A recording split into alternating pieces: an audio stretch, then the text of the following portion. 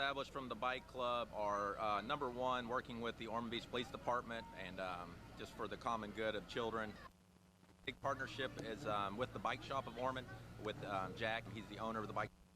Has reached out and supported us with the maintenance of the bicycles and helping us out to keep the kids' bikes on the road.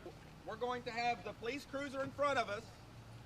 We're going to follow him, but when we're riding, we're going to be on the right side of the street, staying to the right side. I'm walking, living proof. Let's work. I had a crash about 8 weeks ago. Cracked my helmet, but I didn't crack my head. So definitely wear your helmet, wear gloves if you have them. That way if you go down, you don't scrape up your hands. You always look left, right, left, and you get to an intersection. And make sure that you always ride with 2 hands on the handlebars. You should have waved. OBE's the place to be!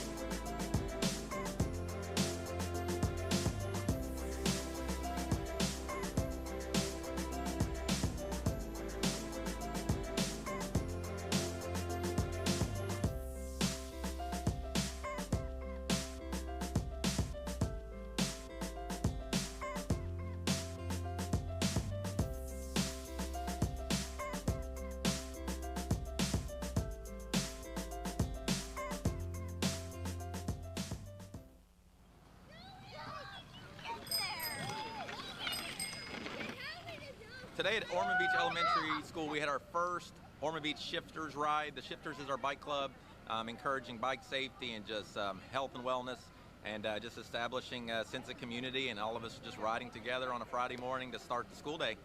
Two of the biggest partnerships established from the bike club are number one, working with the Ormond Beach Police Department and just for the common good of children. And another big partnership is with the bike shop of Ormond, with Jack. He's the owner of the bike shop there, and he has reached out and supported us with the maintenance of the bicycles and helping us out to keep the kids' bikes on the road. We're going to have the police cruiser in front of us. We're going to follow him, but when we're riding, we're going to be on the right side of the street, staying to the right side. I'm walking living proof that helmets work. I had a crash about 8 weeks ago. Cracked my helmet, but I didn't crack my head. So definitely wear your helmet, wear gloves if you have them. That way if you go down, you don't scrape up your hands. You always look left, right, left when you get to an intersection, and make sure that you always ride with two hands on the handlebars. You should have waved. OBE's the place to be!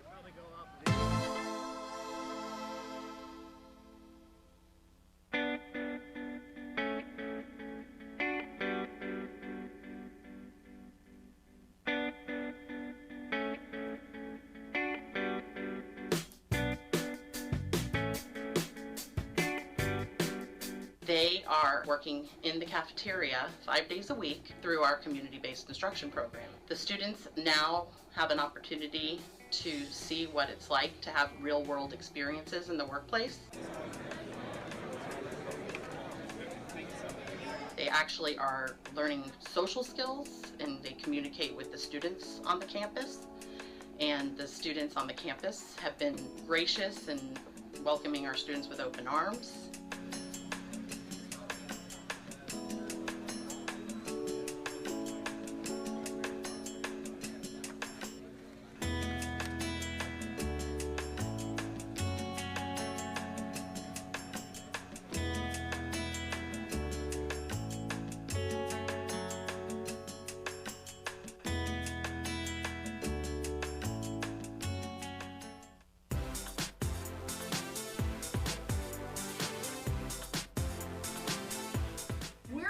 To recognize Owen Stevenson.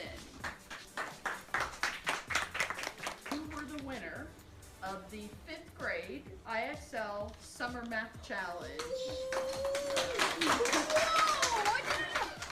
Out of all the 5th graders in Volusia County, you won, and you won an iPad Mini. Yeah.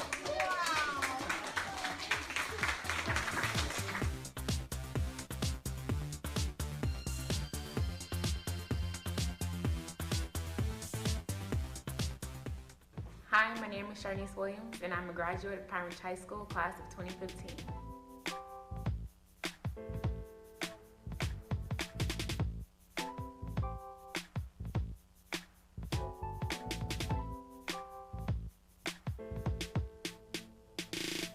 Once you get in college, you're basically on your own. And if it wasn't for Avid, I don't think I would be able to learn the things that I did know. So organization skills and just actually putting in my all when I do things really helped me out tremendously.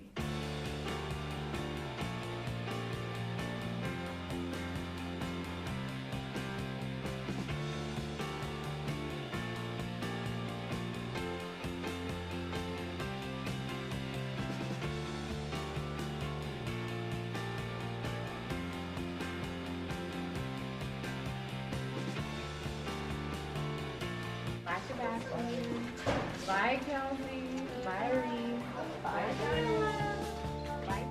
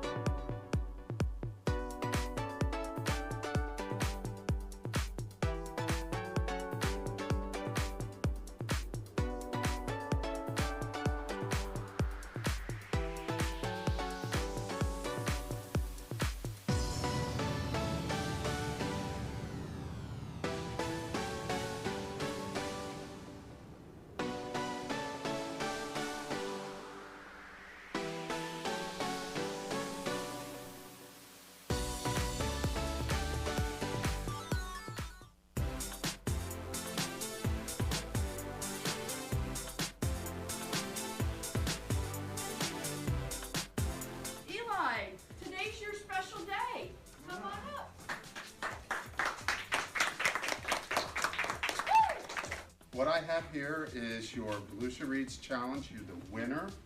This next summer, all of you can participate in Volusia Summer Reads, and you could win a valuable prize, just like Eli did. But Eli, I admire you for taking the time to do that and spending some time throughout the summer to read, and you're going to be a better student for that.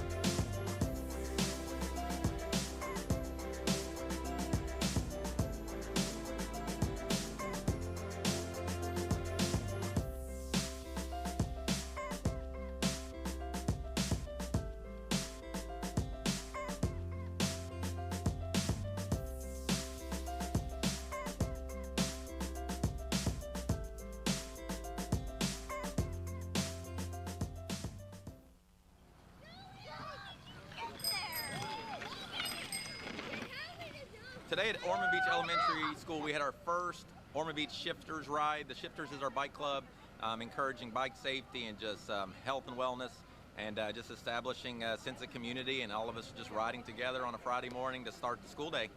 Two of the biggest partnerships established from the bike club are number one, working with the Ormond Beach Police Department and just for the common good of children. And another big partnership is with the bike shop of Ormond, with Jack. He's the owner of the bike shop there, and he has reached out and supported us with the maintenance of the bicycles and helping us out to keep the kids' bikes on the road. We're going to have the police cruiser in front of us. We're going to follow him, but when we're riding, we're going to be on the right side of the street, staying to the right side. I'm walking living proof that helmets work. I had a crash about 8 weeks ago. Cracked my helmet, but I didn't crack my head. So definitely wear your helmet, wear gloves if you have them. That way if you go down, you don't scrape up your hands. You always look left, right, left when you get to an intersection. And make sure that you always ride with two hands on the handlebars. We should have waved. OBE's the place to be!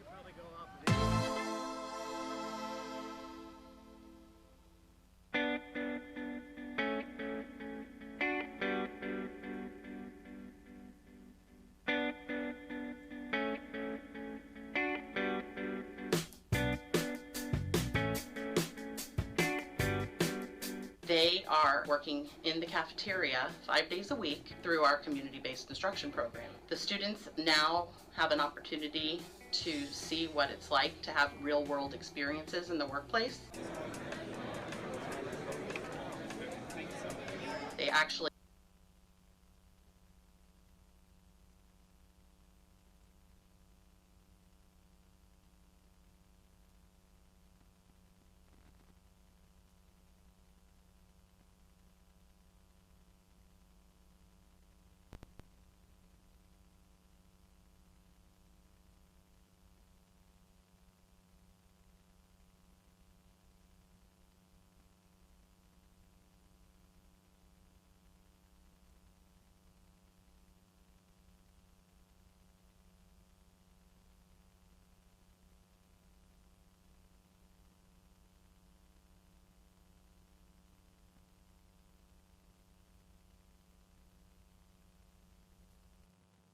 I'd like to call this meeting to order for Tuesday, December 13th, 2016. Please stand and join me in the Pledge of Allegiance. I pledge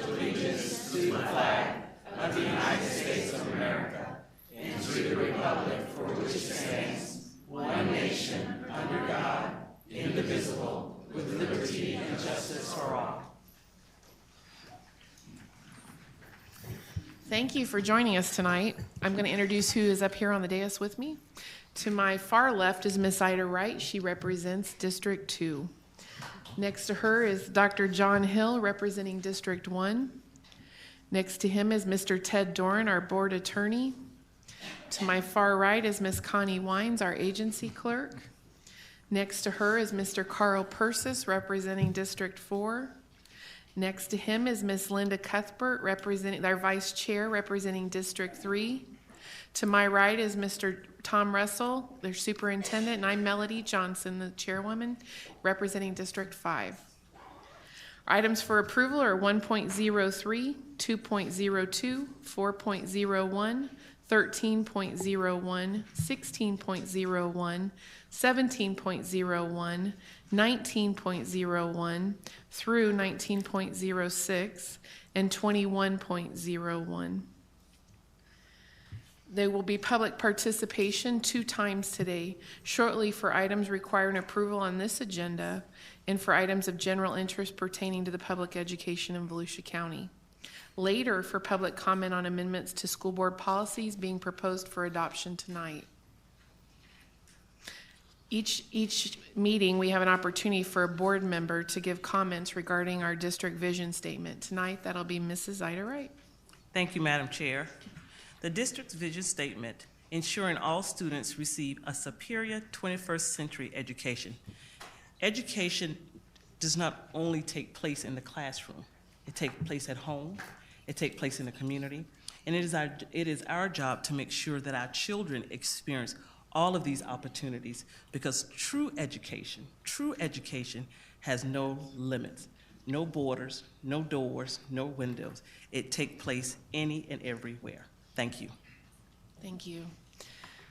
1.03 is approval of the minutes for October 25th, 2016, the regular session, the November 9th, 2016 regular session, the November 15th, 2016 organizational session, the November 15th, 2016 special session, and November 15th, 2016 leasing corporation meeting. Do I have a motion?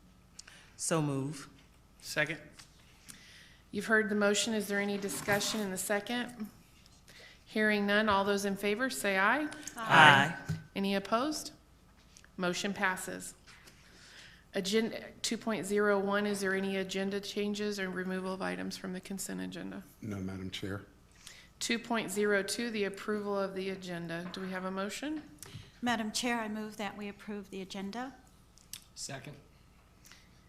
I've heard a motion and a second. Is there any discussion? Hearing none, all those in favor say aye. Aye. Any opposed? Motion passes. 3.01, we'll now proceed to public participation. Each speaker has up to 4 minutes under the School Board Policy 801. In accordance with the policy, speakers shall not engage in personal attacks or abusive language. Please address your comments to me as the chair. Members of the audience should be courteous to all speakers and shall refrain from making audible comments or applause or applauding speakers during the meeting. Thank you once again for attending this meeting and showing an interest in our public education. Our only card is Andrew Spar. State your name and address for the record, Mr. Spar. You can probably train me on that one. Good evening, Madam Chair, board members, Superintendent Russell, members of the audience. Andrew Spar, 1 Mary Ann Terrace, Ormond Beach, President of the Volusia United Educators. First, let me welcome Mr. Persis. I believe this is your first official, well, second official meeting, but I wasn't here at the first one. And also congratulations to Ms. Johnson and Ms. Cuthbert for your positions as well. A couple of things I wanted to talk about today as we get ready to go into the holidays. And the biggest thing here, I think, is the stress level that we continue to see in our schools. And Mr. Russell and I have had some really good conversations about stress and how we can influence that and help alleviate some of the pressures that a lot of our, I think not even just teachers, but even administrators feel. There's an article that has been circulating social media a little bit, and it's about a teacher who had taught in Finland and then came to the United States and is teaching in the United States, and she was asked in this article, what she saw as the biggest differences between Finland and the United States. And Finland, of course, is often looked at as being one of those high-performing countries. And I'm paraphrasing, but she basically said, in Finland, teachers are trusted to do their job. And in the United States, the expectation is prove that you're doing your job. And that has a huge impact. It was actually an aha for me because I never really quite thought about it that way. But I think, and I shared this with Mr. Russell, I think that there's a lot of validity to that. Teachers are constantly feeling a lot of pressure and that they're under a lot of scrutiny, and it's not really anyone's fault, but it's something we need to deal with and recognize, and it has a lot to do, I think, with the accountability concept. But yet, between people constantly walking in your room, between this notion of, are learning objectives posted on the board, or are you getting the right training? And it's really a lot of, you need to do this, you need to jump through this hoop, we got to check this off this checklist kind of mentality. And I think those are things that we actually can deal with. That teachers often feel, as this teacher talked about, that they're under a microscope all the time. And I have a feeling that a lot of our administrators would say the same thing, that they feel like they're under a microscope all the time. So I think we can change that. I think we can do specific things here in our district to alleviate a lot of this pressure. And Mr. Russell and I, like I said, have talked about this, and here are some of the things we talked about. One of them is looking at the systems and technology and programs and stuff that we have in place, which our district is going through right now. But also making sure while we're looking at that we're not getting too far ahead of ourselves. We've had to have some conversations to revisit some of that, and not to pick on technology because I think Melissa Carr is doing a great job. But when you look at the idea of going green, so there was this mindset that we're going to go green in the district, except we don't necessarily have all the pieces in place to make it happen yet, right? I mean, for example, if you're going to go green, you have to have a way that you can electronically sign forms. Well, most teachers right now, as though they're getting it, don't have the technology where they could sign a form right on their computers. Plus, they have to print them out for IEP meetings, for PST processes, for any other acronym you'd like to come up with. You have to print out the forms to go with it. And I think we have to change that, and we're working on that, but we have to recognize as we do that we can't create additional stresses for folks in that. Second is the focus that we're doing, and I'm going to run out of time, but the standards and the resources that we have to align. The Gates Foundation at a recent FADS training I was at with the district said, these are two of the most important things we can do right now. And yet, we sometimes feel like we're spinning our wheels. So getting the focus on those right things and helping make that will happen with the other. And the other thing I want to say is, let's trust the people who work in our schools. And while lawmakers in Tallahassee may not do it, or Washington, D.C. may not all the time, we can and we should create that culture in our schools. So as we go away on the holidays, I'd encourage you to think about those things and how we can all work together to really alleviate a lot of the stress and pressure that people are feeling in our schools. And with that, I wish you all a very happy holidays and a happy new year. Thank you. Miss Rita Ware.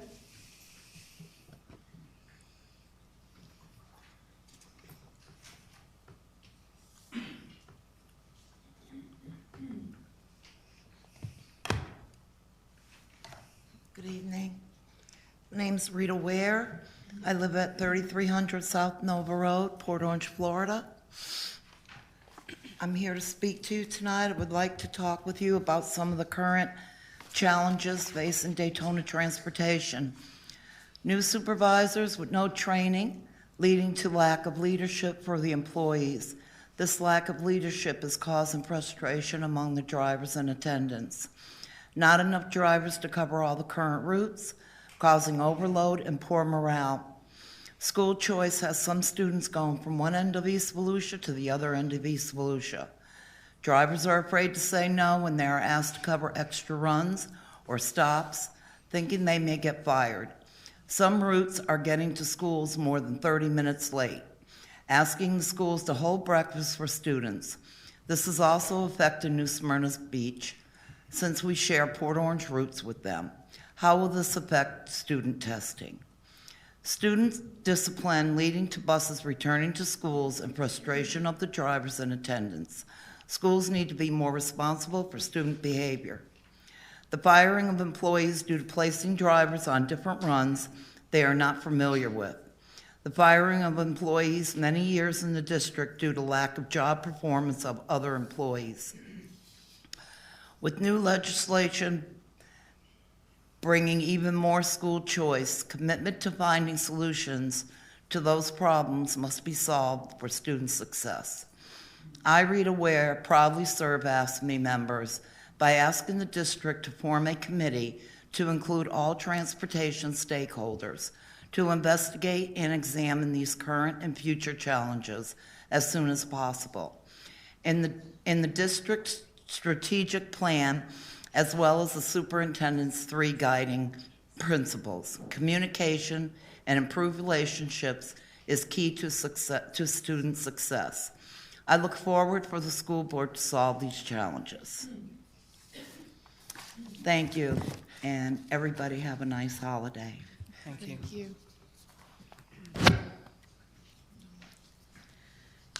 4.01 is approval of the consent agenda. Do I have a motion? Madam Chair, I approve. A second?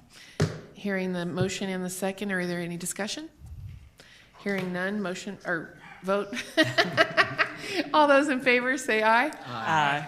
Any opposed? Motion passes. I just like to jump to things. May I, Madam Chair, may I address Dr. Sparger? Sure. In the audience. Is that allowed? Dr. Sparger, Auf Wiedersehen. She said goodbye. They're going to Austria and Germany. Like she's saying goodbye? Okay. Right? You're going on that field trip, aren't you? 14.01 Superintendent. 14.01 Superintendent's announcements. Thank you, Madam Chair. Teacher Duty Day student holiday will be Wednesday, December 20th, the workday, Wednesday, December 21st, 2016 through January 3rd, 2017. Classes resume on Wednesday, January 4th, 2017. The VCC PTA Reflections Reception will be Monday, January 9th, 2017 at 6 p.m. in the Museum of Arts and Sciences. The next regular school board meeting will be Tuesday, January 10th, 2017 at 4 p.m. in the auditorium at DeLand High School. And the Teacher of the Year banquet will be on Friday, January 13th, 2017 at the Hilton Daytona Beach Oceanfront Resort. Doors open at 5:30 p.m. and the program begins at 6:30. Thank you. Superintendent's presentations.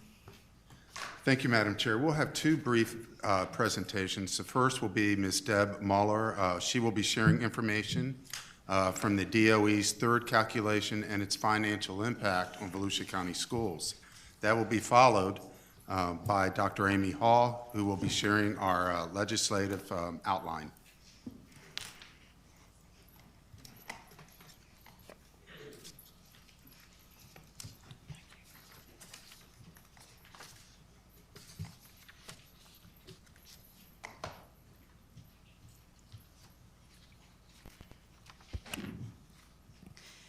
Good evening, Madam Chair. Towards the end of last week, we did receive the 3rd calculation for the FEFP, and normally we wouldn't receive this till right around our December break, so we were quite surprised to receive it. However, we weren't completely surprised by the information that we did receive. I had been telling you that we anticipated that our 3rd calc would bring an adjustment for our enrollment projections, and that is what we found. However, the total loss of funding that we are going to receive based on this 3rd calc is over $7.5 million. The majority of this is due to base funding and class size, which is about $5.7 million.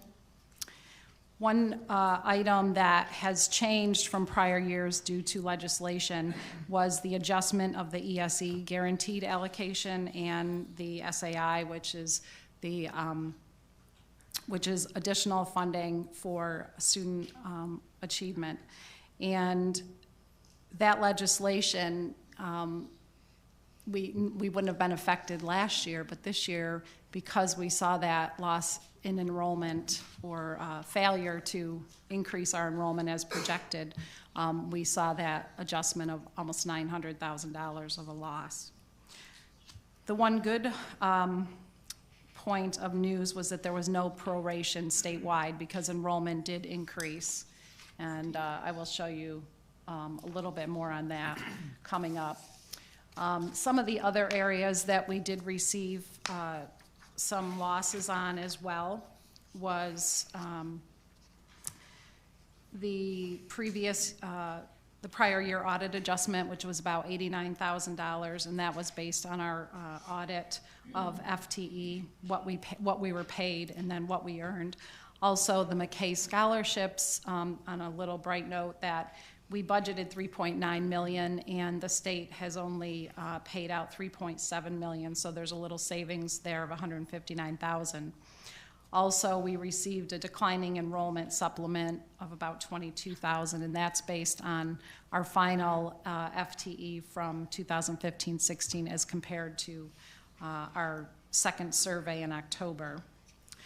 One thing that doesn't show in what I'm going to show you is that the industry certified career supplement, which is based on the number of tests that CTE students take, that is in our base funding, and the enrollment or the FTE increase from 194.43 FTE in 15-16 to over 300 FTE this year. So we do need to take an additional $426,000 out of our base funding and earmark that for CAPE, which is normally just set aside in a project.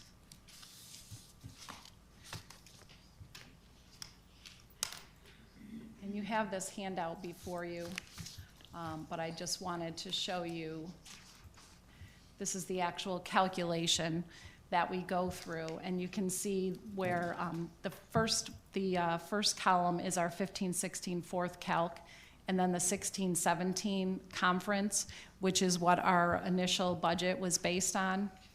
Then the second calc, which usually just adjusts for our final tax levy, and then our 16-17 third calc. So you can see the changes to enrollment there, that decrease, and then it goes through the base funding calculations of weighted FTE times the base student amount times the DCD that we have. And that results in that base funding decrease of over $4.5 million, the ESE guaranteed allocation, and a compression adjustment for $488,000. Some of these other categories, as I mentioned, those really relate to specific programs, and we will be having meetings with those departments, mostly instructional, to review their budgets and look at areas where they may be able to cut from their current budget, and then that would not affect the general fund budget per se in our total funding. But you can see down at the bottom the categorical class size reduction of over $1 million. And of course, that's directly related to the number of teachers that we have. On the enrollment, you can see the second versus the third calculation, and this is statewide. 2,807,961 was projected, and the third calc came in at 2,800,000. And so they actually had a decrease statewide of almost 8,000 students. And that definitely helped us to not have a proration based on an increase in enrollment statewide. And we took a look at the enrollment changes in the top 5 districts by percentage and by FTE. So by FTE, you see the larger districts there are the ones that had the larger decreases in enrollment, which that clearly helped statewide. But we were third in that list of loss of 1,201 FTEs. On the second side, by percentage, you can see the percentages are higher because they're mostly smaller districts that affect the percentage is higher. But Volusia there is still at 1.89% loss, and number 3 again. One thing that I wanted to just point out to you is we talked about we've talked about many times, preserving our fund balance and getting our financial house in order. And we wanted to take a look at, with what we're facing right now, if we had paid raises last year, what would our fund balance actually look like at this point? And then we would be facing another additional $7.5 million loss. So our fund balance, our unassigned, ended up at 5.1%, and our financial condition ratio at 9.1%. If we had paid out raises of 2% for VTO and non-bargaining, and then 3.5% for VESA and AFSCME, and made no changes to health insurance, we would have increased our expenditures last year of $6.7 million, which would have had a large impact on the unassigned fund balance. It would be, at June 30th of 2017, only 2.2%. And the financial condition ratio would have been at 7.6, which would have been about the same as the prior year. But I just wanted to point that out to you so that you can see that that decision was a good one, because we would now be going into this revenue loss, facing a small unassigned fund balance. And we're developing analysis and continuing to look at the financial statements through November. But as of right now, we anticipate that we would see another $700,000 in tax revenue, based on the fact that we can only budget for 96% by statute.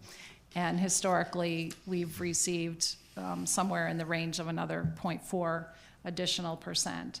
So that would be $700,000. Volusia Virtual, we set aside 5 units for additional teachers based on enrollment. That's a savings of $195,000. We only used 1. Jumpstart Academy, we allocated 3 teachers and 1 para. We have $185,000 left on that. And the bonuses that we paid out, we had calculated at $3.1 million and paid out $2.6 million. So there's a savings of almost $500,000 there. As far as the staffing for teaching units that directly are influenced by enrollment, we have 34 units remaining for a projection of about $1.8 million. So initially, of that $7.5 million, we've identified almost $3.4 million. Other areas that we'll continue to analyze is, looking at the capital transfer. We did decrease that by $2 million, as was our plan. We certainly would like to continue to protect that, but that's an area that is always brought up as flexibility in funding by our rating agencies, because that's where school districts do have flexibility. We'll be looking for additional cost savings during the year as we go through the months. Things will start to become clearer on how much we will spend. We're also continuing to evaluate the salary lapse. We did increase that this year to $8.8 million based on what we saw last year. And we'll have an analysis of assigned balances as we get closer to year end. And then, of course, the unassigned balance, which is the 5.1%. And certainly, we will do everything that we can to protect that unassigned fund balance, as was your directive. But again, until we get closer to the end of the year and until we can analyze really where our cost savings will be. And I know we talked about, whether there would be hiring freezes on non-essential positions. And so we'll have ongoing conversations about those types of things. Energy, we've looked at as a little bit over budget, and we know we had cost increases, but that's one that we're going to keep a good eye on, because we still think we could maybe realize some savings there. So, as soon as we have additional information, we will bring that forward to you. Any questions? Thank you. Good report. I have a couple of questions for Sure. you. You start out like on the second slide there, and you're saying that on the FEFP third calc, and you talk about the total loss of funding to the district, and then you further into it, you talk about money that is potentially coming back into the district, or monies that we have not spent that we anticipated spending. Am I saying that correctly? Yes. So then it's really not a total loss of that much money. Is that correct? Well, the 7.5 million is the net. If you look on the detailed sheet, there are some increases in some of the categories, and then there are also decreases. So that's the net amount of the loss. And the second question I have was, you mentioned something called the financial condition ratio. What is that? The financial condition ratio is the percent of, you add the unassigned and assigned fund balances together, and then you compare that as a percentage of revenue. And that's what the state looks at us on. We have to have a minimum of 3%. A minimum of a financial condition ratio of 3%? Of 3%, yes. That is the minimum before the state starts looking at us more closely, and we have to develop a plan to the state, and at 2%, then they could come in and take us over if our plan is not accepted. So we have a pretty high one at 9.1%. Well, and again, 3% is minimum. The recommendations, if you look at GFOA, which is the Government Finance Officers Association, and if you look at any of our external auditors, they certainly would not recommend that we get anywhere near 3%, because this really is our savings account. And as you could see during Matthew, we spent about $3 million on the expenses, and while we can cover that right now out of our insurance fund, if we had seen even 2, maybe 3 hurricanes this season, or if the ones that we did have were worse, then we may have to dip into those reserves. So that was something that the board in the past year had really worked hard to put our financial house in order. Yeah, thank you.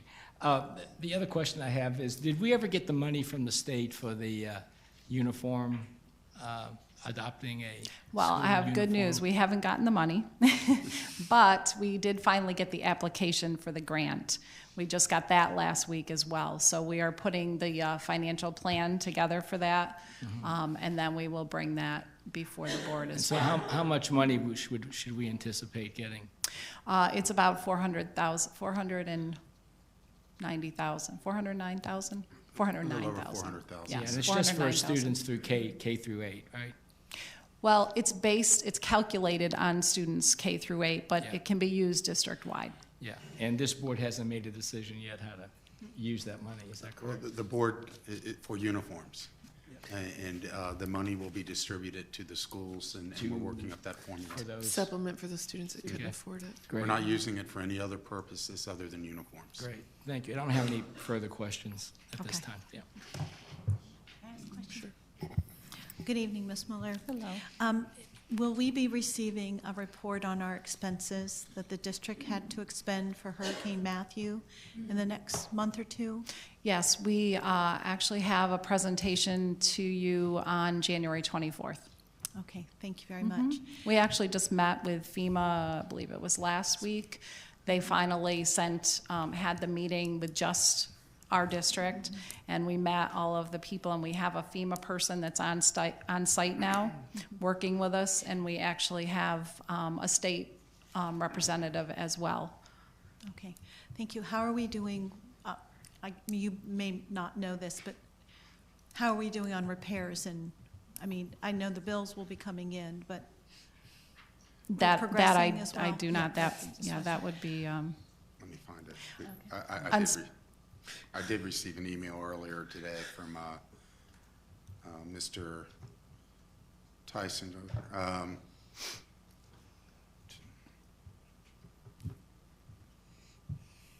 From FEMA, we still have 1,388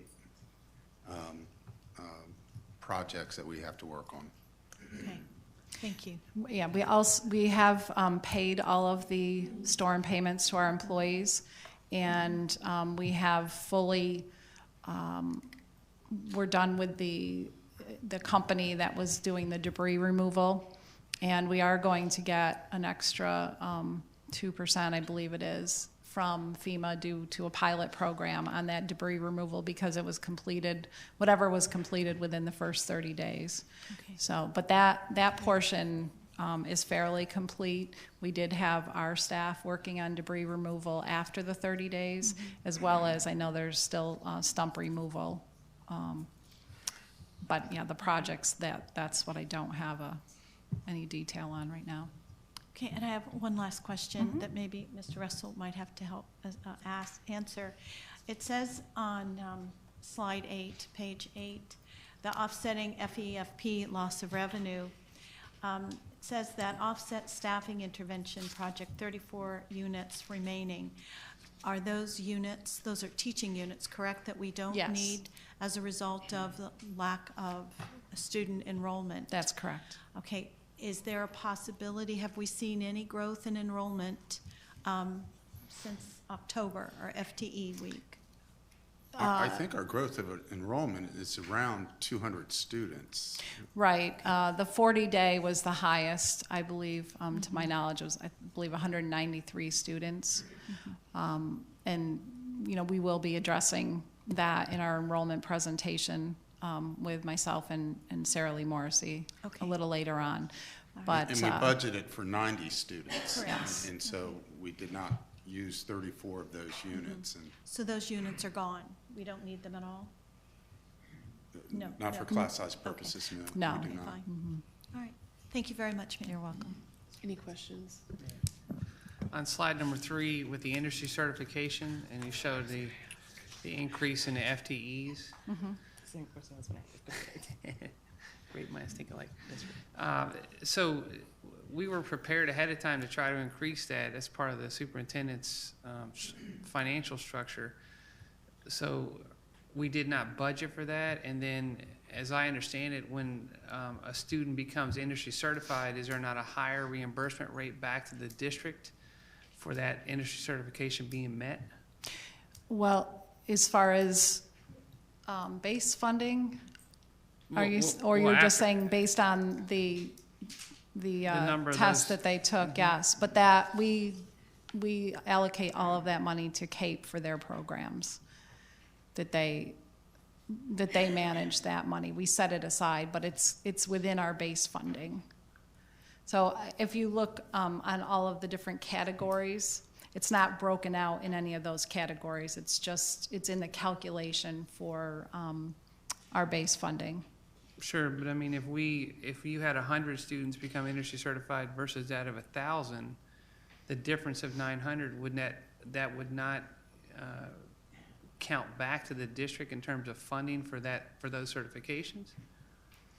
No, all of that money goes to the CAPE. We have a project that CAPE funds are spent out of, and that includes bonuses for teachers based on their certifications. So we have to set all of that money aside. It does not come back to the district for those certifications. Say what CAPE means, please, for the audience. That is it's our CTE programs, our industry certifications. I know I have it written down, but it's the Career and Professional Education Act. Any other questions? Were you finished? Okay. I'm gonna follow up on that same question. 2 reasons why. It would be nice if we would kind of break that down so we can actually see, because you're saying that we went from 194 to 300.13, and I guess that's FTEs, correct? Yes, I believe so. Yes, it is. Okay. And my question is, but you say for 2016-17, this academic year, how many students have actually taken certification exams this academic year? Well, to I date? believe that that's based on the prior year exams. I would have to double check on that, but I believe that that one is based on prior year exams. So the exams that would have been taken last year, then we would be funded for this year. I believe it's lagging also. I know there are some that are lagging and some that aren't. Okay. And then Some we're programs. reimbursed for data from last year based on the certifications. Yes. And I believe that there was some change in statute, wasn't there, that how they pay or how many times they can take those, The exam, yes. the exam. So that may account for some of the increase as well. That's it. My only question was also related to industry certification, so it's been answered. Thank you so much for all your hard work. Sure, for and I the- can get you more, a better breakdown on the CAPE as part of our analysis. We'll get a synopsis. Thank you, Ms. Muller.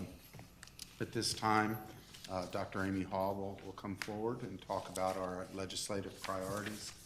And as she's coming forward, I would like to say, we will be able to weather this storm of $7.5 million because of the work that this board did last year and also with the work with the unions. We were able to get our healthcare costs under control.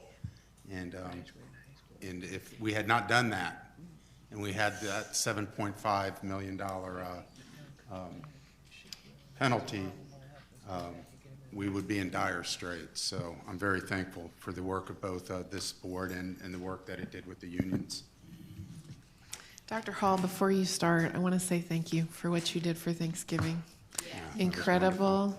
I don't have all the numbers, but I'd love for you to say them, but good job. Thank you for representing us well.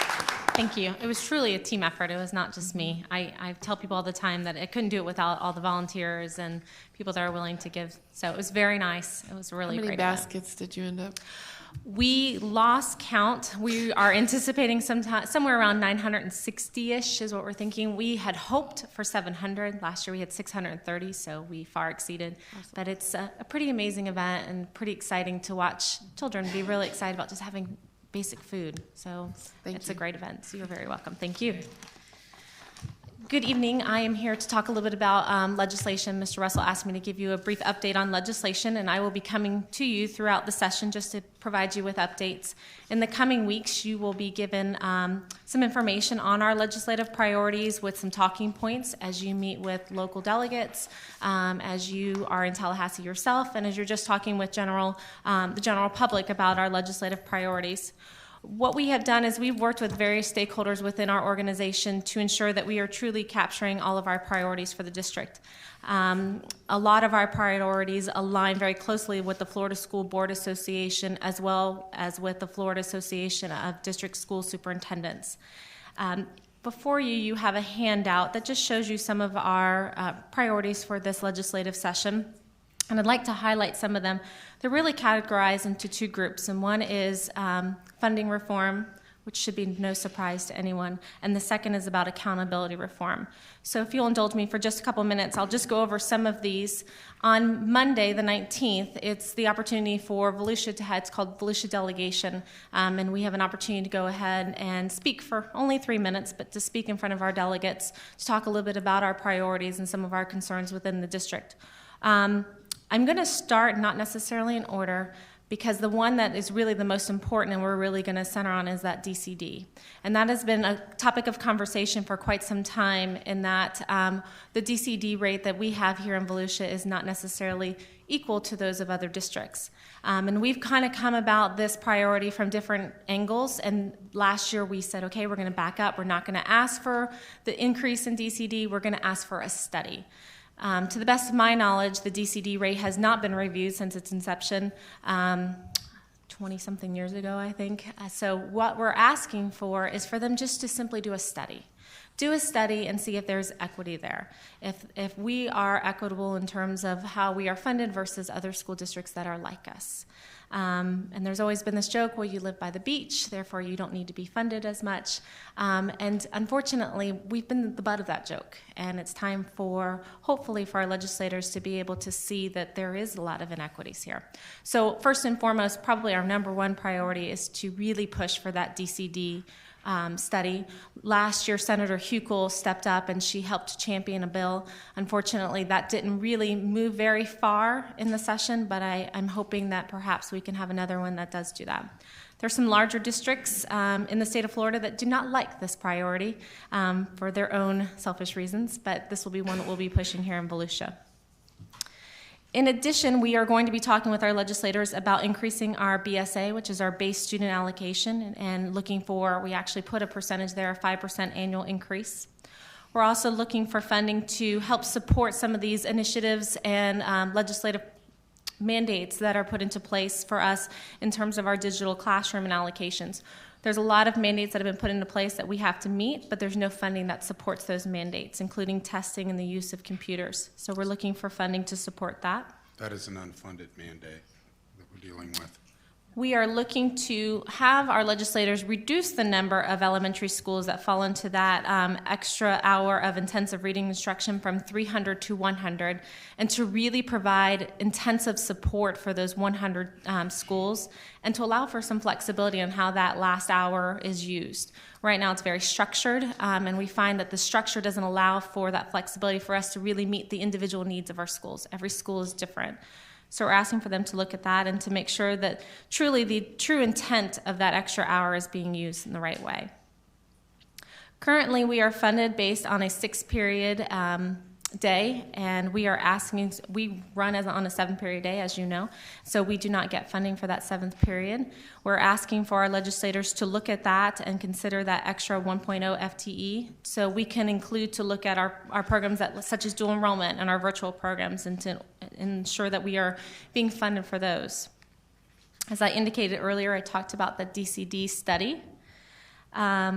We're looking to provide funding for pre-recession levels of maintenance for our district's public schools and school safety improvement. When the recession happened, we had a lot of substantial cuts in this area. So in speaking with Sarah Lee Morrissey, she really feels like this is something we need to get behind so that we continue to make sure that our school improvements are where they need to be. We're also asking for them, we're not the only district that received a substantial cut in safe school funding, and we're asking for them to restore that back to pre-recessional rates and look at another increase for us. And then this is a big one for Volusia County Schools. Currently, as it stands, students that were not enrolled in a public school last year during FTE weeks, they are not eligible for Volusia Virtual. They're not eligible for virtual school. So for a lot of our students that are coming from a private school or were homeschooled and they're now enrolled with us and they're wanting to use Volusia Virtual School as an opportunity, they're not able to do that.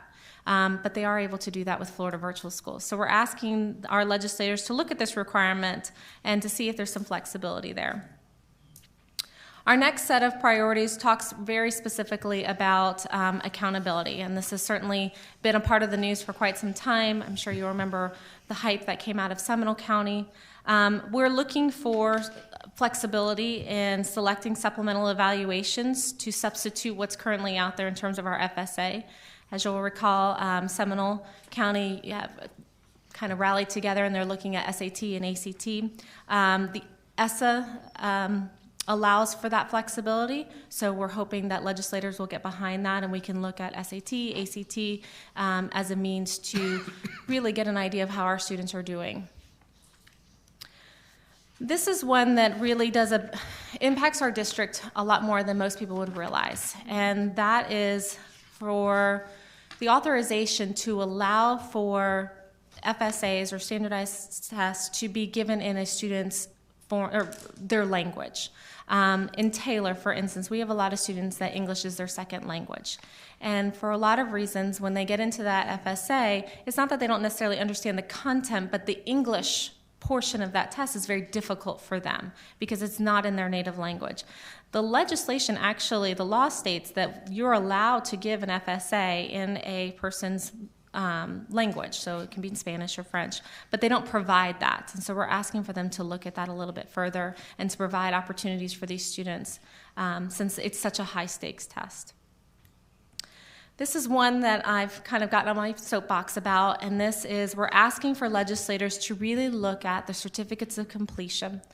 Currently, students that earn a certificate of completion, meaning that they have not passed the FSA ELA or the FSA Algebra EOC, but they've met all the other graduation requirements, they get what's called a certificate of completion. Last year we had about 220 certificates of completion.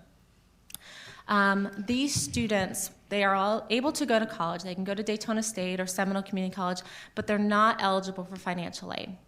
So this closes the door to a lot of students, and in my personal opinion, it creates a culture of the haves and the have-nots. So if your parents have money, you're able to go to college on a certificate of completion, but if your parents can't afford it, financial aid is not an opportunity for you. So we really want our legislators to look at the divide that they're creating here with the certificate of completions and not allowing for financial aid. We're also asking them to consider making some changes in our end-of-course exams. As you'll recall, we have end-of-course exams in Algebra 1, Algebra 2, Biology, Geometry, U.S. History, and those EOCs are worth a strong percentage of a student's overall grade. We're asking them to consider moving that to 20% of a student's total grade. And then finally, I think this is one we can probably all get behind and champion. That's providing an alternative pathway for students that are successful in the classroom, but they struggle with those standardized tests. I've been in this job quite some time, 13 years, this is my 13th year, and we had a student a couple years ago who should have been the valedictorian of her class. Actually, she was. She had the highest GPA at her school, but she earned her certificate of completion because she could not pass the FSA ELA. And the more she took it, the more stressed she got, and the worse she did. And it was very sad because she truly was a stellar student. She got it. It was all about test anxiety. To me, these students are being successful in the classroom, but they're not able to get these tests, and this test closes the door to their future. She had an opportunity to go to a very nice college, but that was rescinded when she didn't get that standard high school diploma, and she got the certificate of completion. So as educators, I think it's important to rally behind this one and to really make sure that our legislators understand how important it is for our students to have that education and be able to come out with a diploma that's going to be able to render them a good job or getting into a post-secondary opportunity. So these are our legislative priorities that we will be talking about in Tallahassee, out in the public, with our local advocates, such as you all, that will hopefully help to champion some of our causes. As I said earlier, we'll be sending you some information, just some talking points. I don't expect you to know all this. I certainly don't know it all. But so we'll give you some talking points just so you have some good information. The legislative session starts in March this year. It is March 3rd. It concludes on Cinco de Mayo. Hopefully. There have been other sessions that it has not. So we're looking forward to a great session and some good things to come, and I will be providing you with updates. Any questions? Yeah. Comments? Great report. I appreciate it. Of these priorities that you have listed here, do we have partners with any of these? Because we can't go it alone. You know, we're not going to get anywhere. That's a great question. You will see that a lot of our priorities do align with the Florida School Board Association, the Florida Association of District School Superintendents. We also are a part of a consortium with Volusia. We are with Polk and Orange and Miami-Dade, and so many people that are in like roles like I am, our legislative priorities are very, very similar. We kind of drafted them together because we all have the same concerns. Miami-Dade does not share the DCD concern, however, I will note that.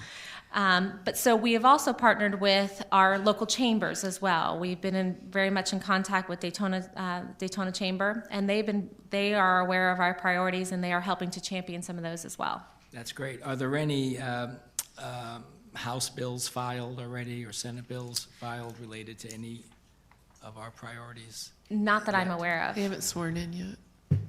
Or if they did, they just did it. They haven't. I haven't seen it. I have not looked this week. You'll be meeting soon, so it'd be good to. Great. Well, you know, it'd just be good to just find out who our partners are and which one, because they're not all going to pass, as you know. No, but if we can get a couple of them in, that would be great. And I think it would just be fantastic to just figure out which ones of these have the most support generally at the House and the Senate, and then really start lobbying hard to make sure that they don't get lost in the shuffle by the end of the session. We have a good ally with all of our delegates, but with Senator Huckel. She is now going to be chairing the Education Committee, so that's going to help us quite a bit. So. Lindsay's her legislative aide. If you call, you can do it by phone, and she will take very thorough notes. And then, because Senator Huckel's going through some things right now, but if you leave it with Lindsay, she'll make sure. Because Lindsay even called back to ask me more clarification. Good. So that's. So we'll give you additional talking points as well. Yeah. We will also be setting up a Volusia Days in Tallahassee. Actually, Tallahassee sets it up, but we'll be traveling to Volusia, and we encourage you to come. It's always a great day to be out there and to meet our legislators. Great. Any other questions or comments? I have a question. So on the back page, where we have provide both by the Florida School Board Association as well as the superintendent, if that is considered, would that eliminate the allow? So if you look at provide, an alternative pathway for students, and then we have for our district is to allow students to receive a certificate of completion. If that in fact passed, would we not need the allow for our district? There's a component of the certificate of completion that says if you don't have the GPA, so you have a 1.9 GPA, but you meet all of the other graduation components, and even if you pass the FSA, you get a certificate of completion. So the provide an alternative pathway, there will still be students, let's say they say, listen, if you have a 2.0 GPA and you meet all the graduation requirements, and maybe you get industry certified, we're going to allow you to graduate with standard high school diploma. We will still have several students that fall under the 2.0 that still get that certificate of completion. Not very many, I will tell you. Typically, like I said earlier, we have about 220-ish over the past 2 years that have gotten certificate of completions. Maybe a dozen have been because of GPA. They've all really been because of the standard test scores. And then my last question. I think where I'm a little concerned, because when you discuss financial aid, how many colleges or even state colleges allow students in with certificate of completion? Only our community colleges will do that. Daytona State, Seminole Community College, yes. So a school like Florida State or UNF, they will not. But even getting into a Daytona State to be able to get your AA, because then you can get your AA with certificate of completion and then move over to UCF or UNF. But you have to have that financial backing. One last one. I noticed on here there's nothing about third grade retention.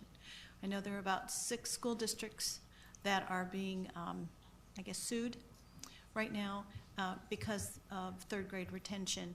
I believe we had it as a legislative concern last year, but it's not on this list. Is there a reason? It just wasn't. When we looked at priorities, we tried to we had quite a number until we kind of whittled it down.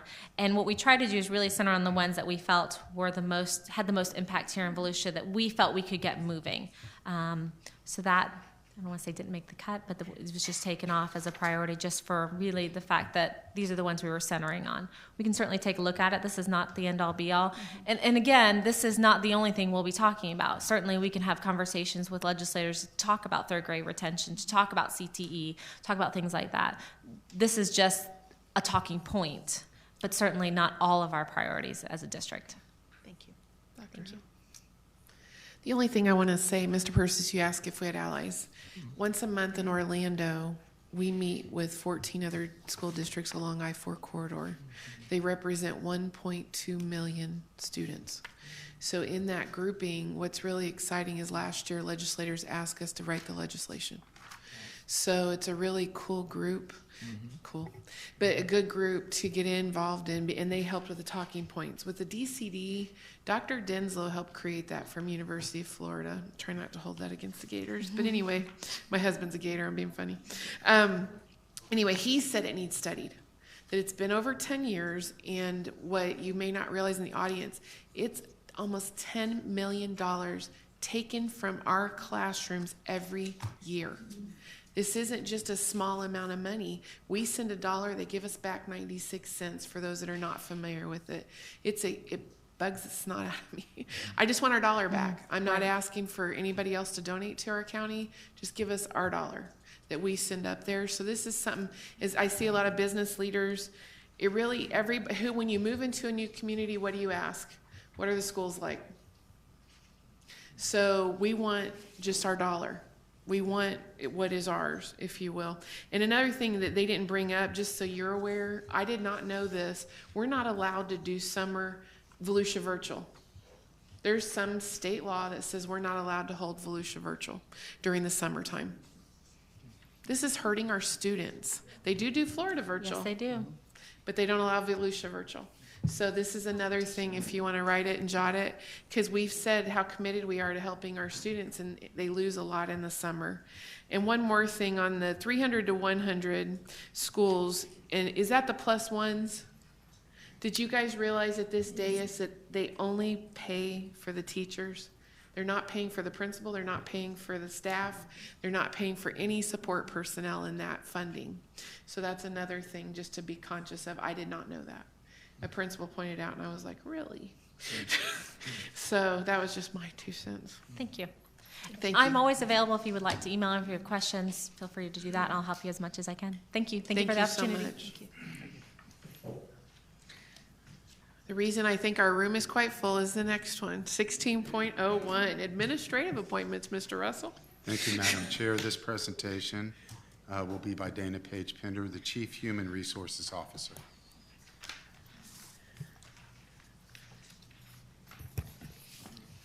Good evening, Madam Chair, school board members, Superintendent Russell. At this time, I would like to present the superintendent's recommendation of assistant principal transfers. Madsen Kanji from ESC assistant principal at Deltona Middle to assistant principal at Pine Ridge High School. Carrie Cunningham from assistant principal at Pine Ridge High School to assistant principal at University High School. Jennifer Dietz from assistant principal at Longstreet Elementary to assistant principal at Turry T. Small Elementary. And Craig Pender from assistant principal at University High School to ESE assistant principal at University High School. The superintendent recommends approval of these administrative appointments. You've heard the recommendation. Is there a motion? So moved. Second. Hearing the first and the second, is there any discussion?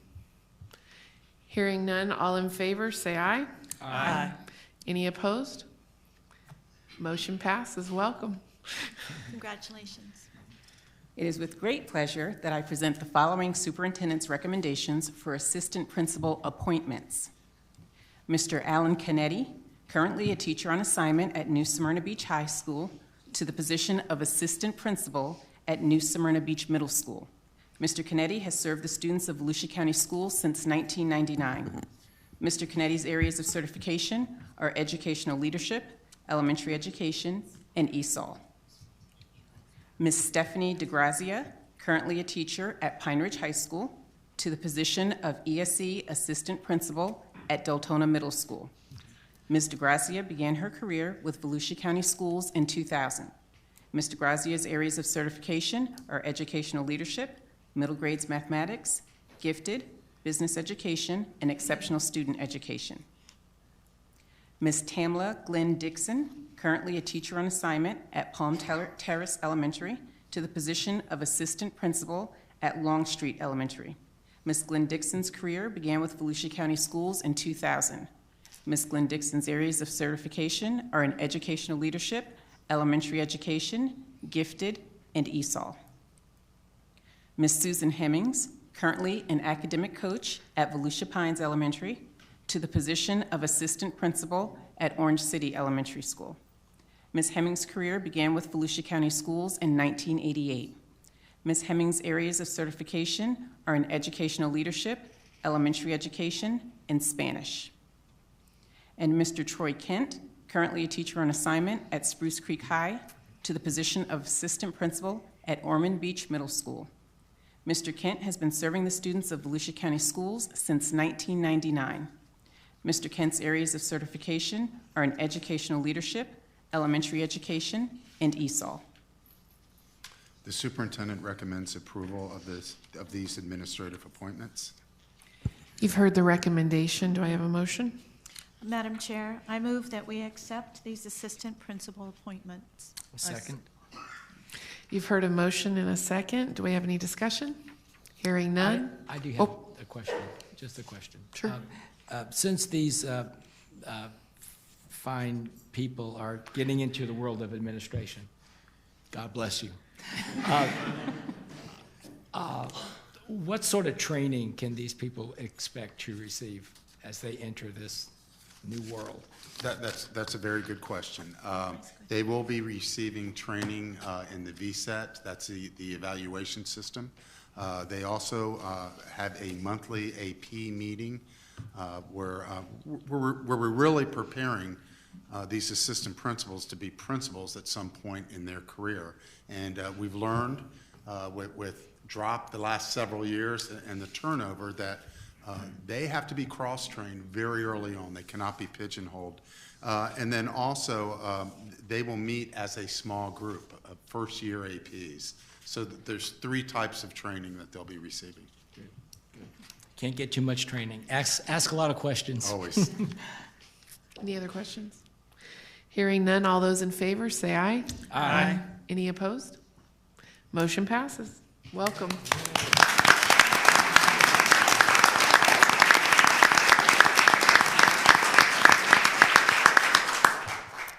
At this time, I would like to present the superintendent's recommendation for principal transfers. Kelly Lewis, principal at Campbell Middle School, to the position of principal of Woodward Avenue Elementary. Richard T. Myers, principal at Holly Hill School K-8, to the position of principal of Pine Ridge High School.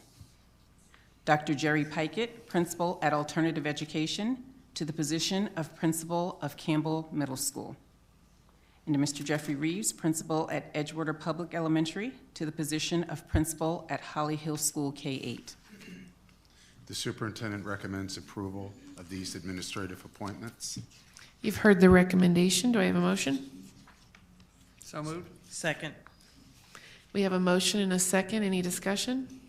Hearing none. All those in favor say aye. Aye. Aye. Any opposed? Motion passes. Welcome. Okay.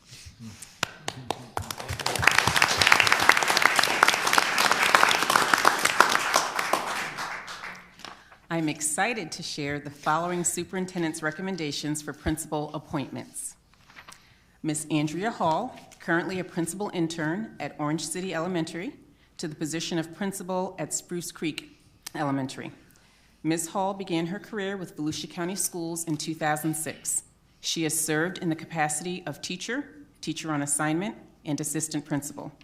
Ms. Hall earned her master's degree from Stetson University and her bachelor's degree from California University.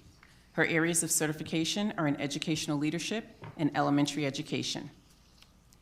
Mr. Dale Johns, currently an assistant principal at Ormond Beach Middle School, to the position of principal of alternative education. Mr. Johns began serving Volusia County Schools in 2015. However, he is no stranger to education. He began teaching in 1995. He became an assistant principal in 1999 and was promoted to principal in 2009. Mr. Johns earned his master's degree from Clemson University and his bachelor's degree from North Georgia College. His areas of certification are educational leadership, principal, and reading. Ms. Rebecca Porter, currently a principal intern at New Smyrna Beach Middle School, to the position of principal at Edgewater Public Elementary School. Ms. Porter began teaching at New Smyrna Beach Middle in 1990 and has served New Smyrna Beach Middle School students in the capacity of teacher and assistant principal. Ms. Porter earned her master's degree from Nova Southeastern University and her bachelor's degree from the University of Central Florida. Her areas of certification are educational leadership, elementary education, and journalism. The superintendent recommends approval of these administrative appointments. You've heard the recommendation. Do I have a motion? Move approval. Second. Any discussion? Hearing none, all those in favor say aye. Aye. Any opposed? Motion passes. Welcome. Yay.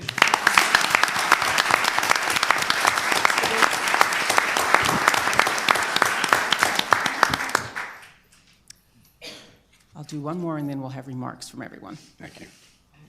I'm delighted to share Mr. Russell's recommendation for Executive Director of K-12 Curriculum, Ms. Rachel Hazel.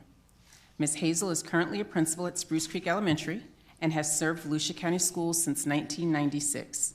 Ms. Hazel has served as an office specialist, teacher, teacher on assignment, assistant principal, and principal intern. Ms. Hazel earned her master's degree from Stetson University and her bachelor's degree from the University of Central Florida. Her areas of certification are in educational leadership and mentally handicapped. The superintendent recommends approval of this administrative appointment. You've heard the recommendation. Do I have a motion? Madam Chair, I'd like to, I move that we accept this administrative appointment. Second. Second. Having heard the motion and the second, any discussion? I'll say till we talk to her, because I do have questions for her. Okay.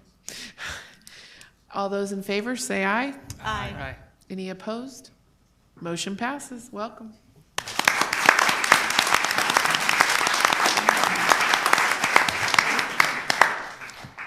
At this time, our newly appointed principals will come and share a few words with you, followed by a few words from Ms. Hazel. We'll start with Ms. Hall.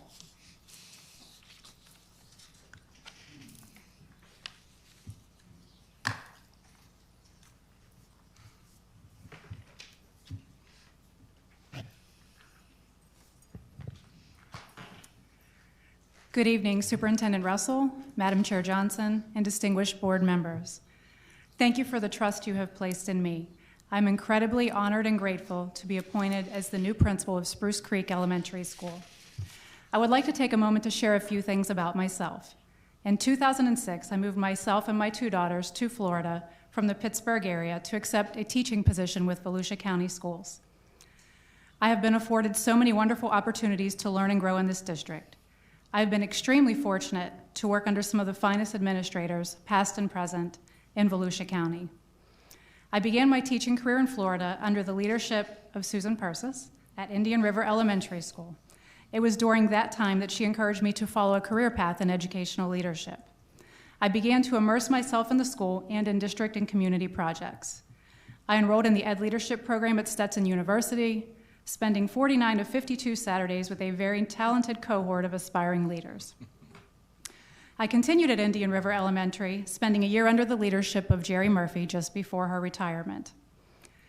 In 2012, I was named the administrative teacher on assignment at Reed Patillo Elementary School, where I learned under the direction of Marilyn Travis.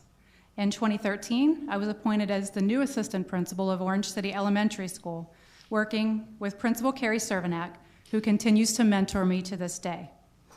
I have been at Orange City Elementary School for the past 3.5 years, currently working under Principal Charlie Bynum. Each of these administrators has had a profound impact on my personal and professional growth and development. It is because of their influence that I am who I am today. I would like to congratulate Rachel Hazel on her new position. Volusia County Schools and its students are fortunate to be able to continue to grow and achieve under her leadership. I know I have big shoes to fill. Rachel has laid the groundwork for moving the school forward, and I fully expect to continue to follow her lead in my new role. To the staff, students, families, and community of Spruce Creek Elementary School, I would like to share how remarkably honored I am to be the newest member of the Bobcat family. I am, at my core, a servant leader. I believe in the power of relationships, and I work to cultivate, build, and sustain these in all that I do. I believe in seeking input and learning and growing together as a team. I believe that support from families and stakeholders in the community is absolutely critical to student success, and I welcome that support from you. There is no greater power than working together. On a more personal note, I lead with my heart, and I always ensure that what is best for students is at the center of every decision that I make. I look forward to meeting you, and once again, I would like to share how incredibly honored I am to be the proud new principal of Spruce Creek Elementary School. Go Bobcats. Yeah.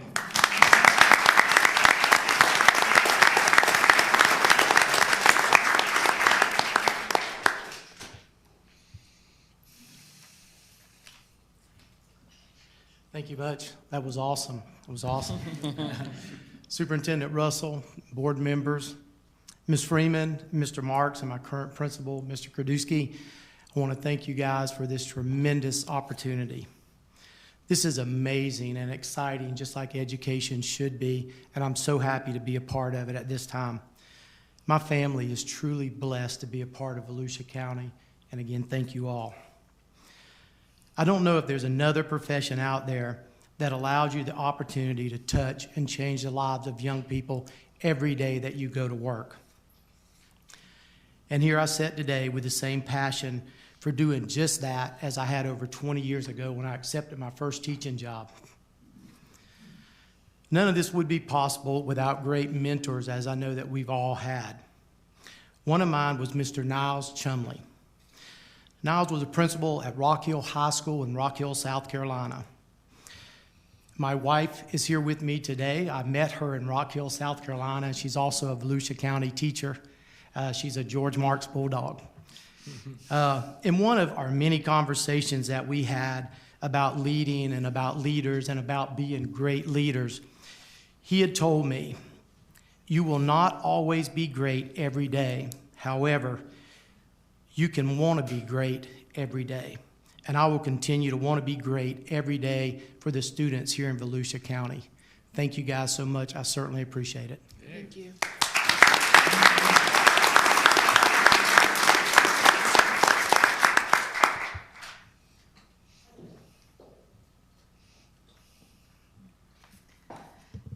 Good evening, School Board Chairman, Mrs. Melody Johnson, Vice Chairman, Mrs. Linda Cuthbert, School Board members, and Superintendent Russell. It is with both excitement and humility that I sit before you this evening. I would like to thank the many inspirational leaders, too many to name, who have supported and believed in my abilities over the 26 years I've served in Volusia County Schools. I would not be here this evening without the love and support of my husband, Wes, my sons, Dalton and Mason, daughters, Shelby, and my mom and dad. Additionally, I must thank the faculty and staff, past and present, at New Smyrna Beach Middle School, and Mrs. Libby Johnson for the wonderful experiences that they have provided me in preparation for this great opportunity to be the principal and instructional leader at Edgewater Public School. I am so excited to start this new experience in my career. I was born and raised in Southeast Volusia and have had the pleasure to work as a teacher and assistant principal at New Smyrna Beach Middle School for the 26 years of my career. I'm looking forward to building upon Edgewater Public Schools' numerous accomplishments while positively impacting and further enhancing student achievement, solving problems, and building relationships within this strong community of teachers, parents, and students, and continuing Edgewater's STEM and agriculture programs. I couldn't be more proud to serve Team Volusia and the community of Edgewater Public School in this capacity. Thank you again, and not to repeat what Ms. Hall said, but go Bobcats.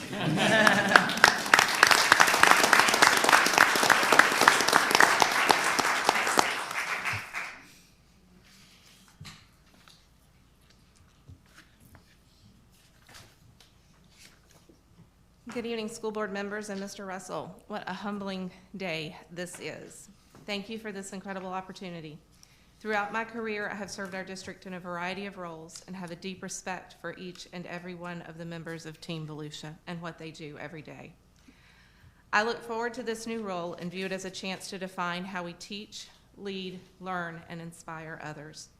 I'm deeply committed to increasing student achievement and am excited about the direction in which our leadership is going. I want to thank Mr. Russell, Ms. Marks, Ms. Freeman, and Mr. Marks for their support and confidence in me. Working with and learning from such inspiring and dedicated leaders is an honor and a privilege that I don't take lightly. I'm excited to support Ms. Marks as we work to improve learning, leading, and implementing research-based and standards-based instruction. I'm aware of the enormous shoes that I have to fill, and I would like to thank Barbara Head for her support and years of service. Volusia County is a better place because of her leadership. I cannot wait to begin working with all of Team Volusia toward bridging the gap between research and classroom instruction that reflects rigorous, standards-based instruction. I'm leaving a piece of my heart at Spruce Creek Elementary. I want the Bobcats to know that I have loved every minute of my time there. I have learned from each one of them, and my time was very special. I have every confidence in Ms. Hall and I thank our district leadership for selecting the perfect fit for a really great school.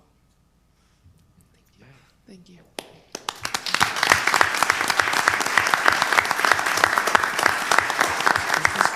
Is this Rachel Hazel? Yes. Okay, I didn't know you were Miss Hazel. Hi, Mrs. Hazel. Your area is my pet peeve.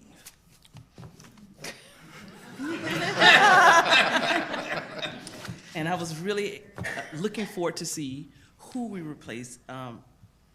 Ms. Head, you have some tough shoes to fill. Yes, ma'am. And I just want to be honest with you. I had an opportunity to hear Julie Smith and Rita Pearson before she died. And Ms. Pearson died a couple years ago. And when she talked about education, she said something that was so profound that we actually talked about on a collegiate level. We all talk about research, and we all talk about best practices. Mm-hmm. She said, if best practices actually work, it would work everywhere. Mm-hmm. We know they do not. So it's good to know best practices, but that doesn't necessarily mean that it would fit in our community. So scaffolding, remediation, and intervention. Those are the words I really want to hear go on in your department. I hate the fact that we label children, and that's not yours, that's at our level and higher, to say Title I versus a non-Title I. All children should be able to learn. But it is your responsibility to make sure K-12 or elementary and middle school curriculum is the very best for our children. And regardless to where they live, regardless to the school they attend, that they receive the same education. And I'm holding you responsible for that. Yes, ma'am. I look forward to that. And I enjoyed working with Ms. Head. And I'll tell you I was a little apprehensive because I know she had Title I background, and I know most of your schools are not Title I. And as we look to increase and work on summer learning and learning gains, scaffolding, remediation, and retention is not just important for Title I schools, but we have children from my community. And my community is often called the island, which I really don't like that fact, that are bused out of Daytona, all over the district. And unfortunately, those children sometimes are the ones that get left behind at schools that are not Title I. I do have experience with that. Okay. So with that being said, Title I is important because many of my schools are, but I'm equally as concerned about the children that live in a Title I community that are bused out of their communities to schools that are not, that they do receive the same services. And that's it. Thank you. Congratulations. I look forward to working with you. Thank you. I have a comment. I do want to address some of the things that Mrs. Wright said. I have been very fortunate to have worked with Mrs. Hazel the last couple of years that I was elected. She is in my district. I have spent extensive time at your school, have I not? I volunteered to be with her a full day as she asked me to join other teachers for walkthroughs. I've been at most of her congratulatory at the end of the quarter celebrations to recognize excellence in education. What she has brought to Spruce Creek Elementary has been an excitement for learning, and it's been for each and every grade level. The kids are so excited, and they will be so sad to see you leave because you have fulfilled their lives so very much. I have seen her work diligently to raise, scores, standards each and every quarter. For every walkthrough, we're put through the paces. Where is there an increase in assessments and data in each of the teachers' classrooms? It is done non-invasively, and it's at first some of the teachers thought it was a bit of a stressful situation, but she incorporated all the teachers. There was all teacher buy-in, and she allowed them to see, yes, I see what you're doing. I know what you're about. I can do it too. So the inspiration that she has brought to Spruce Creek Elementary, I can certainly see her bring that same inspiration to K through 12 curriculum. So congratulations. Thank you. Thank you. Thank you. Welcome. Oh, you want to? I would like to say you will feel very comfortable, because what I have seen when I was at Spruce Creek High Spruce Creek Elementary, Rachel doesn't like for you to sit in her office. She likes you to walk around. But she does believe in intervention. She does believe in scaffolding, and you're going to be very pleased with her work. And I think all of us want to thank Barb Head for her loyalty to Volusia County Schools, our students, our administrators, and our community. And this Friday will be a sad day when she does leave us.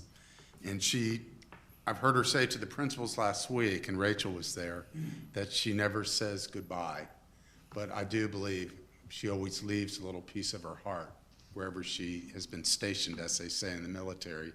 So Barb, we are going to miss you. We're going to miss your leadership. But I know you're secure. You're very secure with Rachel. And we just want to wish you all the best and Godspeed.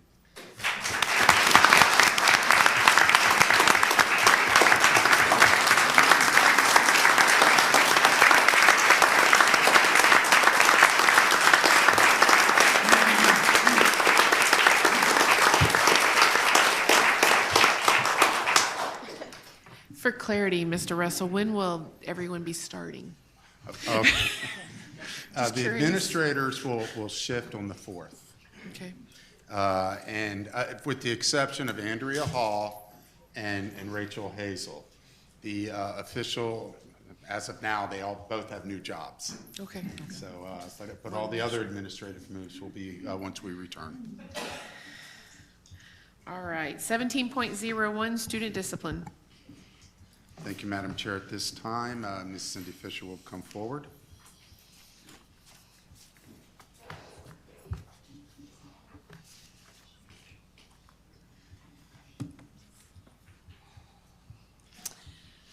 Good evening, Chairman Johnson, school board members, and Mr. Russell.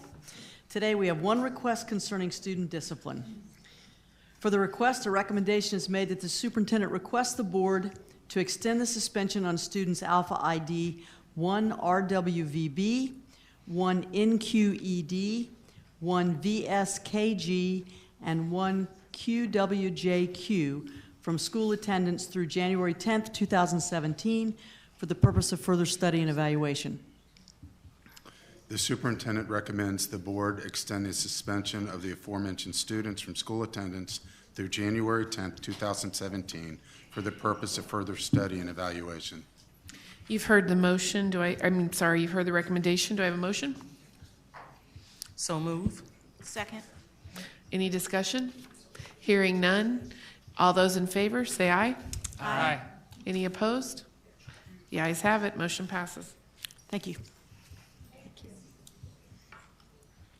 We are having our second public participation for the amendments only to the school board policy being proposed for adoption tonight. Are there any cards, Ms. Waite? Okay, moving on.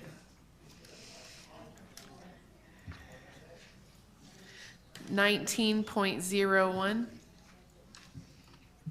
Thank you, Madam Chair. This presentation will be by Mr. Michael Dyer, General Counsel, and Ms. Sarah Lee Morrissey, Director of Planning.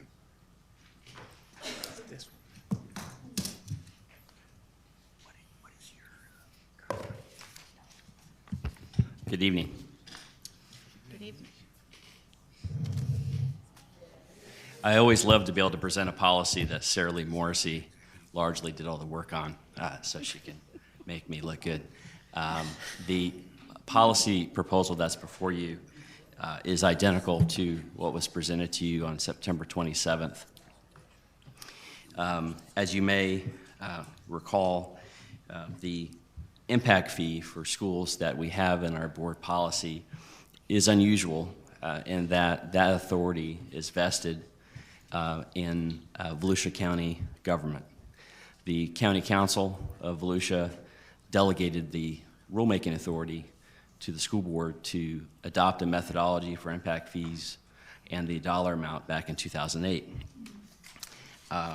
And when I started in this position in spring of 2012, and I mentioned to you last time, one of the first projects that was assigned to me was to complete the negotiated rulemaking process that was part of a settlement agreement with the Volusia Building Industry Association. And through that process, in 2013, the board, Volusia County School Board, adopted the impact fee policy that is proposed for amendment this evening. If the proposal this evening is to remove language that would provide for an automatic reduction of the existing impact fee from $3,000 per dwelling unit to $2,500. It would also extend the deadline for presentation to this board of an additional amendment from December of 2018 to December of 2022. If this amendment is not adopted on January 1st of 2017 by action, prior action of the school board, the current policy would have the fee drop from $3,000 to $2,500. I'm happy to answer any questions you may have on the policy at this time. Any questions?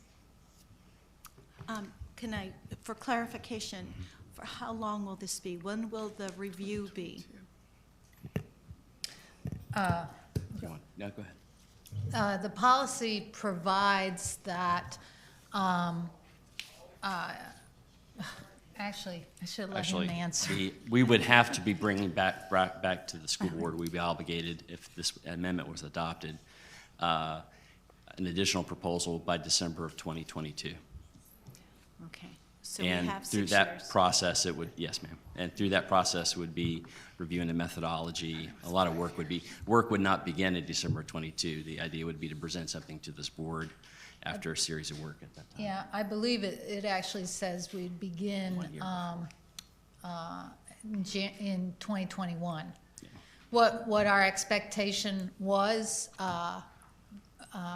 both before this proposal came forward and what our expectation would continue to be, is that we would need to allow for 2 years. 2 years is conduct a study, work with the stakeholders, conduct the hearings, give adequate notice for implementation, all of those things. So I would anticipate that we'd start working on this in 2021 in anticipation of doing whatever by becoming effective. Just to clarify on that, the existing policy, which is proposed for amendment, if this amendment were adopted, the process that Ms. Morrissey's correct, that would have us start the process for considering changes would start in January of 2021. Mm-hmm. There's almost a 2-year period of time. By December of 2022 was the date I was referencing, that we would actually have to bring the product to you for adoption. Thank you for the clarification. Sure. It's on page 8, just in case you want. Any questions? Any other comments? Just to comment, I find it rather comical that I was on the county council when we kicked the can down the road to the school board, and now here I am on the school board. And it's like, well, you get what you ask for, I guess. And it was a much more contentious time in the county council in 2004 and 2006, 2008. And it's just so nice that everything has been worked out between the irony was I was working district. for you in 2008, and it seemed like a good idea to send it over to the school board. So didn't you see this coming, or what was this all about? But anyway, it's just nice that you all were able to come to a mutual agreement. And well, I would just like to say, on behalf of the Volusia Builders Industry Association and all of the things that you have mentioned, the changes over time, both in terms of the delegation of authority, which I think, is commendable from the county perspective, and also for this school board, that we're one of the only school boards that can take total control over its school impact fee. But to be able to work in a collaborative way with one of the major stakeholders in school impact fees and come forward together, particularly given our history, I think is very good. I'd like to also recognize that when we were going through rulemaking several years ago, one of the issues that came up, there were several issues that came up for considerable discussion. But one of them was, and this is important because it comes into the formula, is the half-cent sales tax. And that is considered a credit in the formula to the revenue stream. And at that time, I felt very strongly that it not be considered because it was expiring. And that for us to move forward thinking that it would be extended without school board action and without voter approval concerned me greatly. I think we're very fortunate on many levels to be able to come here because, in fact, our voters approved the extension in 2014. It allows us to have a revenue stream that is considerably greater than what the revenue stream would be, regardless of what we did to the impact fee. And quite frankly, many of the other counties that have higher impact fees, one of the reasons they are higher is because they don't have the half-cent sales tax in the same manner that we do. We have a 15-year guarantee on that half-cent. Very few counties have that. And ours brings in considerably more revenue on an annual basis than many of the counties. And we're not sharing with the county. Many of the other school districts have a 1/3 share of a penny rather than a full half-cent. So those are important components to the formula. They're important components to why we are very comfortable with this recommendation, and we think that our partnerships, which is part of the strategic plan, is just as important to us as ensuring a viable financial stream. Do we have a recommendation? We do. The superintendent recommends adoption of the proposed amendments for School Board Policy 614, Education Facilities Impact Fee, as previously directed by the board. Ms. Wright? Madam Chair, I have to recuse myself from this vote. Okay. Do we have a motion? Why don't we just go ahead and put on the record the basis for the yes. conflict? My husband serves on the executive board for the Volusia Home Builders Association. Okay, I knew that. Arthur Wright. Do we have a motion? Madam Chair, I make a recommendation to move that we accept Section 614, Educational Facilities Impact Fee. Second? Second. Any discussion? Hearing none, all those in favor? Aye. Aye. Any opposed? Hearing none, motion passes. Thank you. Thank you.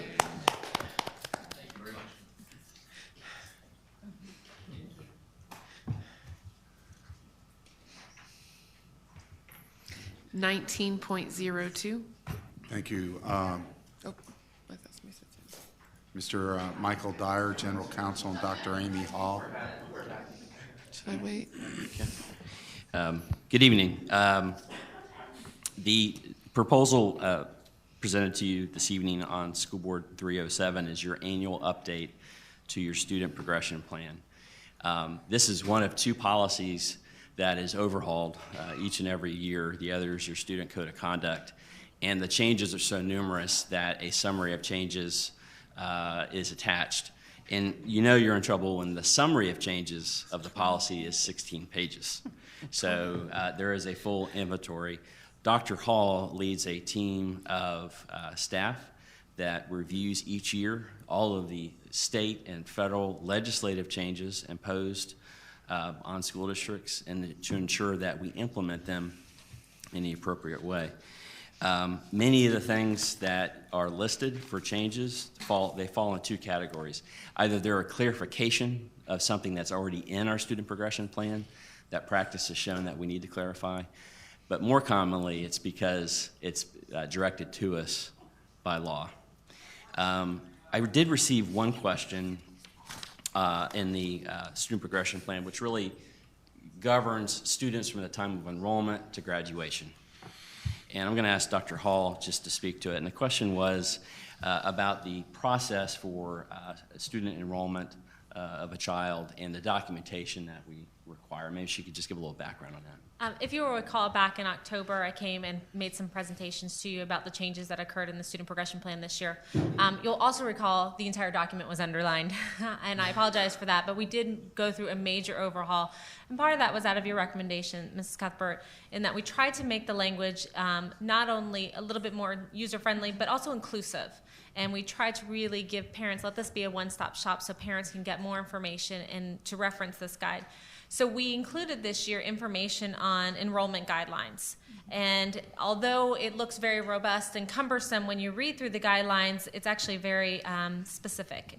So really there are 4 things that the state says that the parent has to provide or a guardian has to provide in terms of enrollment. That is proof of age, typically a birth certificate, proof of age, proof of residency for that parent or person that the student is residing with, proof of medical records, and immunizations.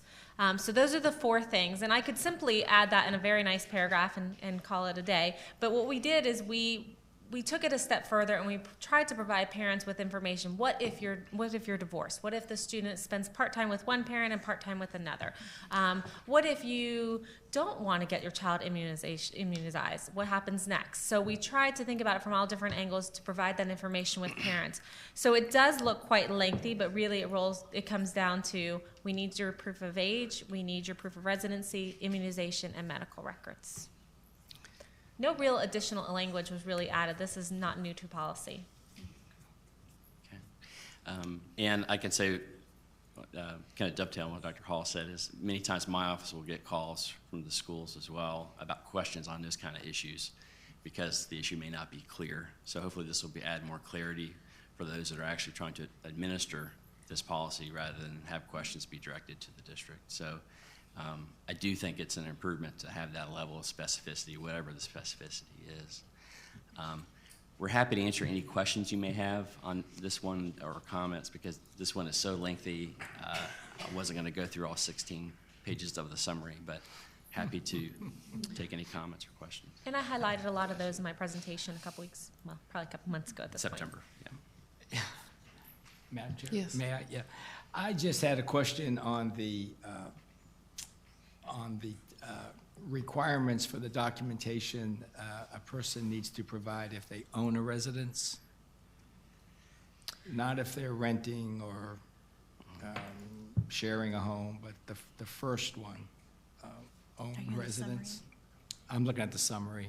Okay, so again, showing residency, that how they can show residency is they can show a title, they could show a lease if they are renting. Those are just documents that they can provide. It just, again, goes back to the residency. Right, it's just that, I've talked with a lot of registrars, and they all tell me that they only require 2 pieces of information. And if I'm reading this right, it seems like they have to provide 3. 2 pieces for... A, B, and C. It's not or, it says and. So I'm just not sure whether the registrars aren't aware of that, or is this a change, or is this something other than what has been kind of standard practice through the years? What we have found is part of why we've added some additional language is that it wasn't real clear and specific. Our hope is now that because you have different registrars with different training, now we provided the guidelines that say, very much black and white, that's going to be hopefully approved by the board, that you need to show proofs of these 3 things. Because what happens, as you know, a driver's license, someone can move and not update that driver's license for quite some time because it's quite costly. And same thing with electric bills. Sometimes there's different things that come into play with that. So we're asking for 3. I will tell you that if a student comes with 2, we're not going to say, I'm sorry, you have to go away. Right. You only have 2. We're going to do what we can to make sure that that family has what they need to get that student enrolled, and we'll work with them. Those are the magic words right there. So that's good. That's fine. Do you have a recommendation? I do, Madam Chair. The superintendent recommends adoption of the proposed amendments to School Board Policy 307, Student Progression Plan. You've heard the recommendation. Do I have a motion? So moved. Second. Any discussion? Will that first page be corrected if it's going to be adopted? December To have old board 13th? members on? Yes. We will update that. Yes, we will Oh, okay. update. Absolutely. Okay. Any further discussion? Hearing none, all those in favor say aye. Aye. Any opposed? Motion passes. Thank you. I do have one question, maybe I should have asked it before. You're going to be putting this online, or is it going to be printed? It will be put online, placed online for our staff and our parents to be able to access, and will also be distributed to school-based staff as well. School counselors use this a lot, Yes, I would as well think as so. our administrators, so we'll be administering this out to them sometime this week. Okay, I was just concerned about how we were, going green as a district. Yeah, we To don't make print sure that, this is at least online, so that we could refer to it as well. It absolutely will be. Okay, thank you. Thank you. Stand along those lines. Can we push that out using Twitter and Facebook and just adding that hyperlink so when that come out via either one of those mechanisms, a parent could just click on that? We can Because I absolutely do doubt very few parents will go to And we can that do one better, website. we could put it on our app. Yeah. Yeah, We that can would do be a that. great idea. Perfect. Everybody say, Being on the V portal? No, on our. we have an app. Okay, great. Great, no problem. 19.03. Thank you, Amy. Thank you, Madam Chair. This presentation will be by Mr. Michael Dyer and Ms. Anne Marie Wren.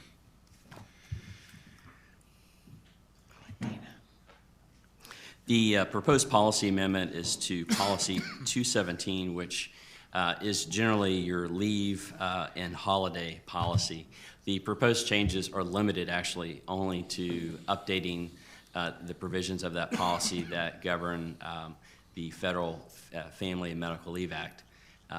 This is one of those instances where we have something on the books which is dictated to us, in this case by the federal government. Several years ago, during negotiations, both the district and the unions agreed to remove language from the collective bargaining agreement that would become outdated over time on this issue and to update our policy. Everything that is mentioned to you as outlined and proposed has been part of our practice for approximately 2 years, because simply we have to follow the law. So the purpose of this is really twofold. Number one, the updated document needs to be updated. And secondly, the goal is to have one single place for people to look, employees, members of the public, what have you, for information on such an important issue, rather than look at multiple documents.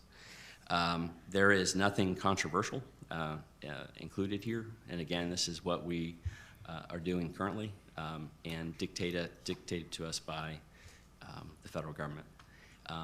No changes have been made since it was last proposed to the board in September. And again, I'm happy to answer any questions you may have on the policy proposal. Any questions? Hearing none, do we have? Yes, sir. Oh, sorry. Yeah, when you have, so the definition of full-time is based upon the schedule, not on the actual hours worked? You mean by the employees? Yes. Right, well, because our teachers, full-time teachers, are 37 and a half hours versus full-time district employees, which are 40 hours, so it kind of varies depending on the job role. But I mean, so it says in the definition that it's being scheduled to work more than 1/2 of the hours in the workday.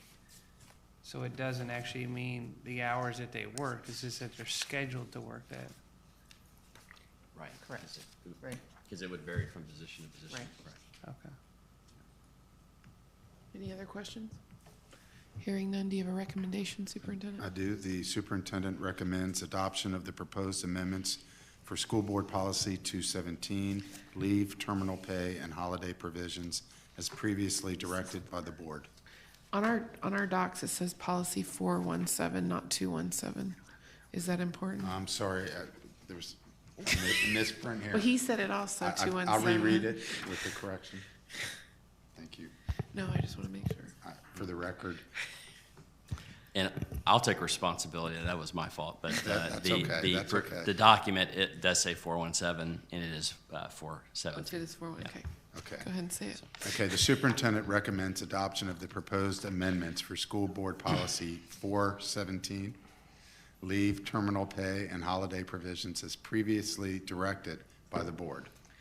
Hearing this recommendation, do we have a motion? Move the recommendation of the superintendent. Second. Any discussion? Hearing none, all those in favor, say aye. Aye. Any opposed? Motion passes. 19.04. Thank you, Madam Chair. Mr. Dyer will remain, and Dr. Amy Hall will join him once again.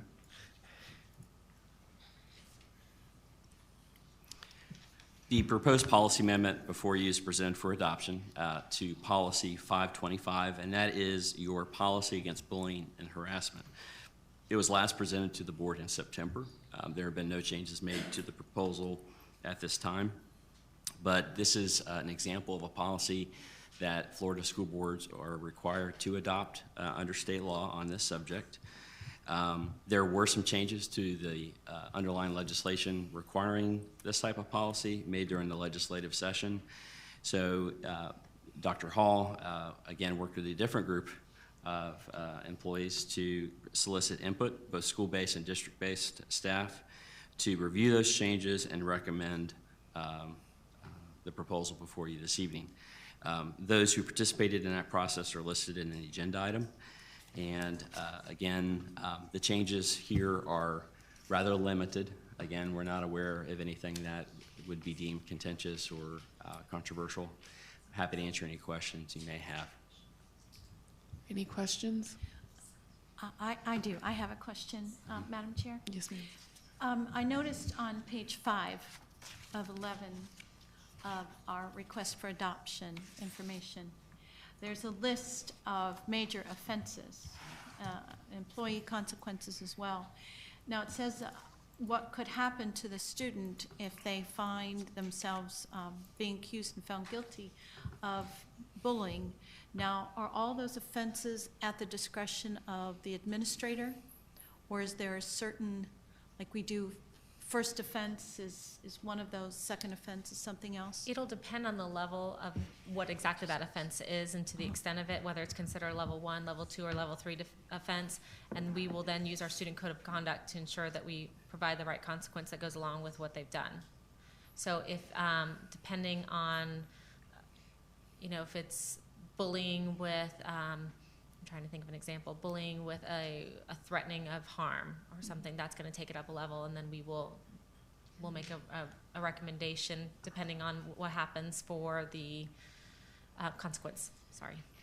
Okay, and that is all clear in the student policy, correct? In the student code of conduct, yes. Okay, isn't that the same student conduct that every student receives at the beginning of the school year? Yeah. And they're supposed to take home and sign, and parents are supposed to sign it? Correct, that is And correct. kept on- And then we also do a training for our administrators too, because we're looking for consistency, but we also realize that there's a need for flexibility as well. So every year, Cindy Fisher does a training with all of our discipline officers and APs and making sure that everyone has a good understanding of this policy, and then we haven't had an issue that I recall. Okay. I will tell you that a couple of months ago, we did go through a major audit with DOE in regards to our bullying and harassment policy. Diane Martin Morgan, Cindy Fisher, Mandy Elsie was all part of that audit, and we passed with flying colors. We have a very good relationship with DOE, and I feel like our policies and our procedures and our practices within our schools is remarkable. And we're often asked to consult with other districts and provide them with some feedback. Okay, thank you very much, Dr. Thank you. Any other questions? Hearing none, Superintendent, do you have a recommendation? Thank you. The superintendent recommends adoption of the proposed amendments for School Board Policy 525, Policy Against Bullying and Harassment, as previously directed by the board. Do we have a motion? Madam Chair, I move that we adopt policy number 525, Policy Against Bullying and Harassment. Second. Having a motion second, is there any discussion? Hearing none, all those in favor say aye. Aye. Any opposed? Motion passes. Thank you. 19.05. Thank you, Madam Chair. This presentation on recess will be by Mr. Michael Dyer and Ms. Barbara Head. Now, is she technically out of a job? No, not Until Friday. Not until the 16th. Right, Ms. Wright, I'm here till Friday. Just saying. we wanted to ensure that Ms. Head was available for this agenda item before she did leave us. Mr. Russell would like to propose that if you do adopt it, that you name the policy after her in her honor. Ms. Head made a presentation to you on September 27th on the issue of unstructured recess time for elementary school students. Currently, there is no state law that would mandate that a board or superintendent or principal direct a certain amount of unstructured recess time. There is some pending legislation on the subject that the legislature may take up, but at this time, it is within the discretion of this board. As part of the survey of elementary principals that Ms. Head led in the discussion with the board, we did our best to bring something back to you this evening to reflect, for the board to reflect upon for discussion and direction. It is not presented to you for adoption this evening. If you are happy with what is presented to you, we could advertise it or not. It's entirely up to you. So you have two documents on this agenda item. First is our attempt to reflect the board's discussion in September, and the other is the presentation that Ms. Head provided to you. So under the proposal, it would establish a new school board policy 314, and I have that number right this time.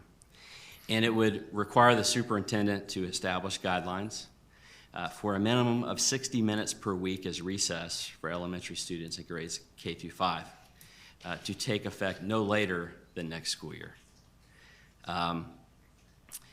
One of the discussion points we had was to, if you are to provide for a policy, is what level of detail do you go to within it?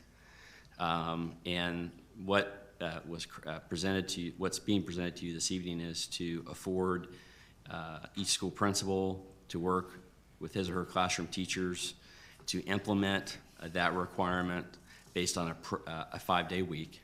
So if, for example, when we had our Thanksgiving holiday, if you had only 2 days that school week, the full 60 minutes would not apply. It would be a shorter period of time. A definition of unstructured recess is included to be unstructured playtime with guidelines for safety that is supervised by adults but not directed by not directed by adults. The last piece, and I did receive one question on the last sentence of the language, is that as we just went through Hurricane Matthew and we were sensitive to the number of minimum instructional hours that we had to provide, that this would not be implemented to somehow interfere with the minimal instructional time that is required in the event that is needed.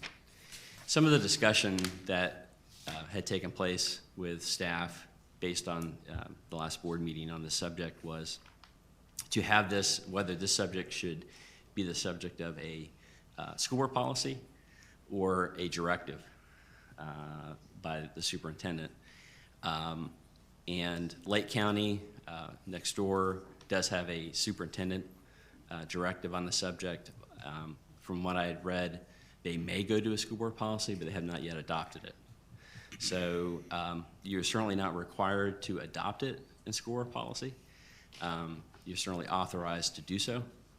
And then if you do want to go in that direction, the question is, what do you want within it? So what you have this evening, and I think Ms. Head would agree, is our attempt to write something that does not micromanage the process by way of policy, but provides a minimal requirement so that it would be implemented within the discretion of school leadership and faculty in a way that best fits each school. So happy to answer any questions you may have on this subject, and Ms. Head has spent a great deal of time reviewing it. Ms. Wright.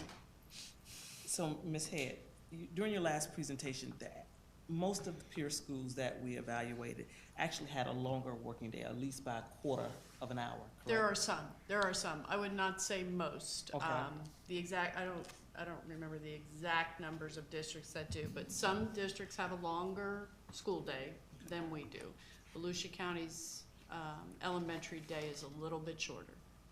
But we still, you know, when we talked about the hurricane timeframes, we have adequate time to meet the instructional minutes. But a recess policy will certainly, the minutes have to come from somewhere, so it will impact. And what is our elementary school day? 6.5 hours, 8 to 2. Instructional time, only 6 when Ms. Hazel and I discussed this prior to the meeting, really, you know, they have about 5 hours once you eliminate 8 to 2 is 6 hours. roughly lunch and special area. You lose an hour immediately with lunch and special area. At some schools, those are 35-minute to 40-minute or even 45-minute special areas. So that would, So so we you're have- looking at about 5 instructional hours So per we day. could potentially have We have 1,800 minutes in an elementary school week. financial obligation if we say we want to do this, because potentially we really don't want to impact instructional time at a quarter of an hour to the school day, potentially. In addition to that, I think the reason I had concern, because principals now are all over the board with this. And I think, my opinion, that if we're going to establish a policy, I do think we need to look at that as well. I don't mind them having flexibility, but I do think we should have some minimum requirements, just for the simple fact, I don't want to see Port Orange Elementary doing something totally different from Longstreet, where one school has 5 minutes or 6 minutes a day and another school actually have 15 minutes. So I do think we should have an elementary recess. So I'll leave it there. I was going to ask you, you said 8 to 2, that's 6 hours. You said 6.5 hours, so we have a 6 hour. A 6-hour day, 6.5 for the teachers go 7:30 to 2:30, so theirs Okay. is actually 7. Okay. Sorry. Okay. Miscalculation. That's 6 of learning hours for the kids. Any other questions, or Mr. Persis? Well, I will tell you that, number one, it's very important for the children to have recess. You just cannot expect these children to sit there all day long, being in front of someone giving them instruction. And I'm talking about physical education is not recess. They're still being instructed, they're sitting on the court, they're listening to a teacher.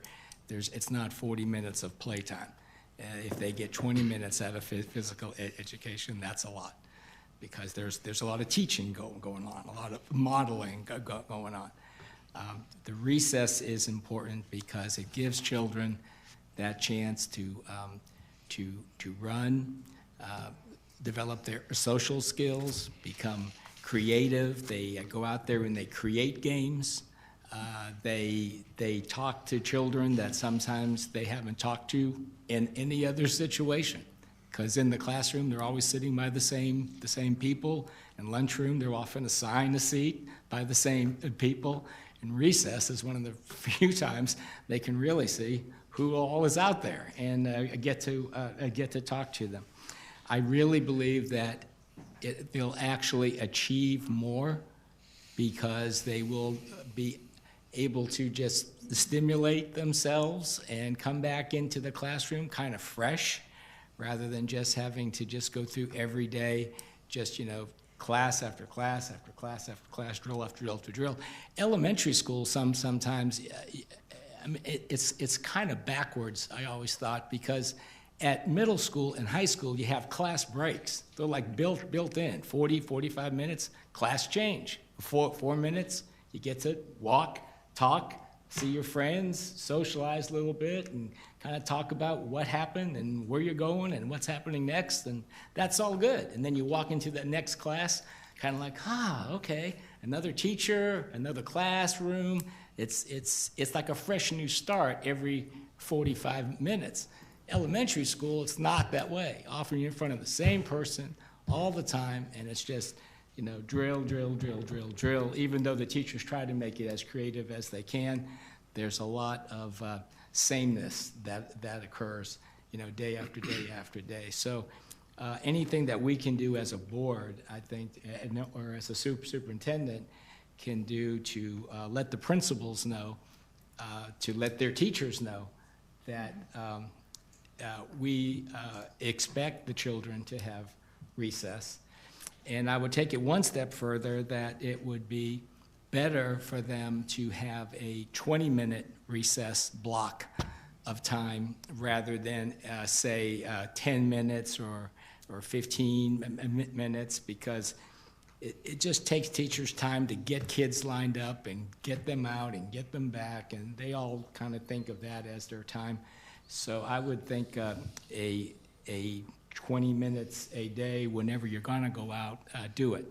I also know the other side of this, and the other side of this is that it's a time when accidents can happen. It's a time when if a lot of teachers take their children out at the same time, teachers can start talking to each other and not watching the children, because that's what we do. We're all social, and we tend to gravitate toward our own, and we don't watch the kids anymore.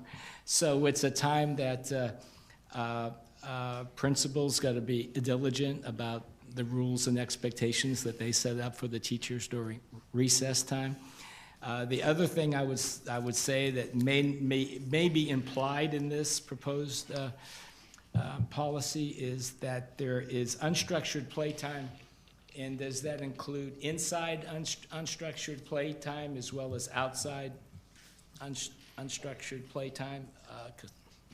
Is that what you were Yes. thinking, or were you more? The definition does not differentiate between outside and inside. Yeah. It could, but as it's drafted, it does not make that distinction. Yeah, great. So anyway, I just think those are things that the superintendent can talk to the principals about, and they can flush this out. But I think what you're wanting from us is just some sort of a minimum time frame, I guess, by the week. So for a point of clarification Yeah. with the 20 minutes, Yeah. you're speaking to a school, for instance, if they have 2 days of PE. Right. On the non-PE days, you're saying 20 minutes. Well, or every day. I think kids need recess every day. But, and I know if this is brand new, maybe we take some baby steps here to get it in. I think there's a whole education cultural shift that has to take place, and I don't want to be up here like mandating, stuff all the time. But when it is, in fact, good for the children, we should do things like this. And I just think that the teachers are so stressed about, it's going to take away from my time teaching whatever, that they will figure out that their children are probably going to be achieving more in that shorter period of time, because they're going to be more receptive to what the teachers are doing. So again, it's going to take a leadership on behalf of the superintendent and the principals, and I think just knowing that you're not going to be looking down on any teacher or any principal or any school that allows their children to have recess daily. I mean, I think that's what the principals would want to hear. Any other discussion, comments? Yes, I do. I too think it's extremely important that our children have recess, an unstructured recess. I did put in a call to Mrs. Jennifer Williams this morning at Citrus Grove Elementary, because she is principal at one of our largest elementary schools. And I asked her about space, because as Mr. Persis talked about, accidents do happen. We've had a couple of kids break arms, and that's where they smash into one another. I had a cracked tooth one time at recess many years ago. But I asked her, I said, does your school with over 900 students have space for PE as well as unstructured recess? And she says, not really. And that when you have unstructured recess, they will butt against PE. So there's a PE coach trying to have class, and then you've got kids screaming and hollering right next to them. So his voice will not be heard unless he has a megaphone.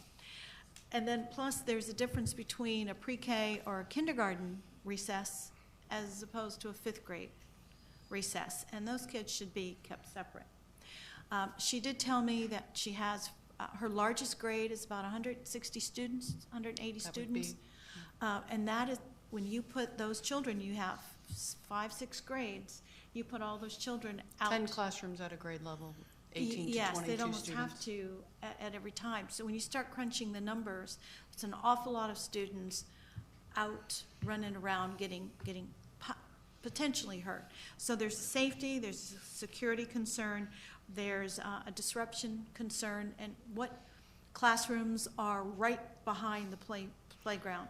So if we do something like this, we really have to look at our facilities to see if there's room, what financial encumbrances will we have based on creating more space for our children, especially for our larger schools. Our smaller schools, I don't think have any problems. I know Edgewater Public has almost 3 playgrounds. They would have no trouble at all. But I do believe Citrus Grove, with its well over 900 students, would. Have you seen the playground? Have you seen the play area at Citrus Grove? No, I have not. The playground that was part of the new construction is actually, it's beautiful, but it's not very large. It's not, yes. We need to look to see costs and how many elementary schools do we have? 48. 45? 45 elementary schools. That's an awful lot to assess to make sure our children are safe and secure, to be able to meet the needs. So because of that cost, on the other hand, do we extend the elementary day? And what kind of repercussions would that create with teacher pay, transportation, facility use, GCA? You know, there's just, so I think right now it's probably a good idea to have a minimum number, which I like the one word in here, it says minimum of 60 minutes per week. I don't want it to be a scheduling nightmare for our larger schools, especially when you try to separate grade 5 from kindergartners, because they don't play the same way. No. 5th grade boys should not be mixing with kindergartners. They're a little rough around the edges. So I think we need to look at our facilities a little bit more. But in the meantime, let's look at our principals a little bit and have them come together at the next elementary principals meeting and say, what do your facilities look like? What kind of time? Would an extended school day be a good answer? Do you think we should go back a little bit to the table? This is totally at your direction. Most of the schools do have a primary and an intermediate play area designated.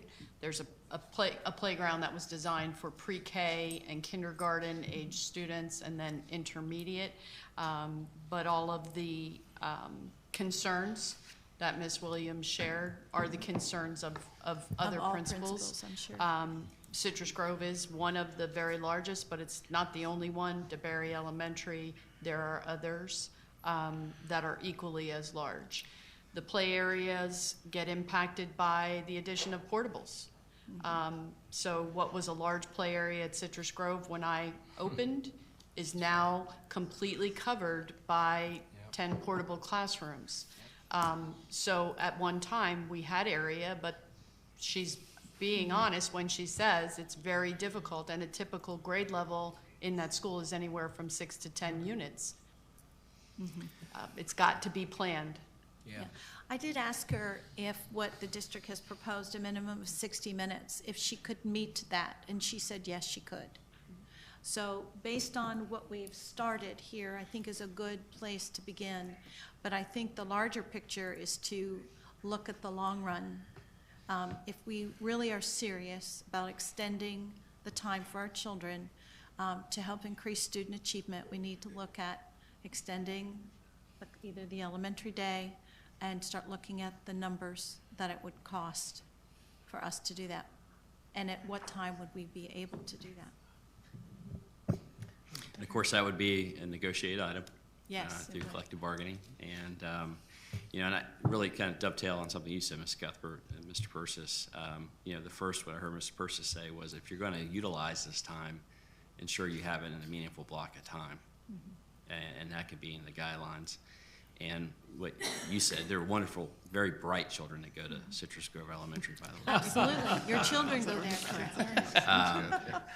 But we spent Ms. Head and I spent some time on the 60 minutes was to ensure, could this 60-minute requirement reasonably be executed at the school with the instructional day that we have. And I think if you do proceed with this, not having the process determined or dictated by the principal is what a school like Citrus Grove needs, because they may need to structure this in a way that is very different than a school that doesn't have the same facility needs. Correct. And so I think if you do proceed with this way, there is enough flexibility here that would allow a school like Citrus Grove to come up with something that works for that facility and student population.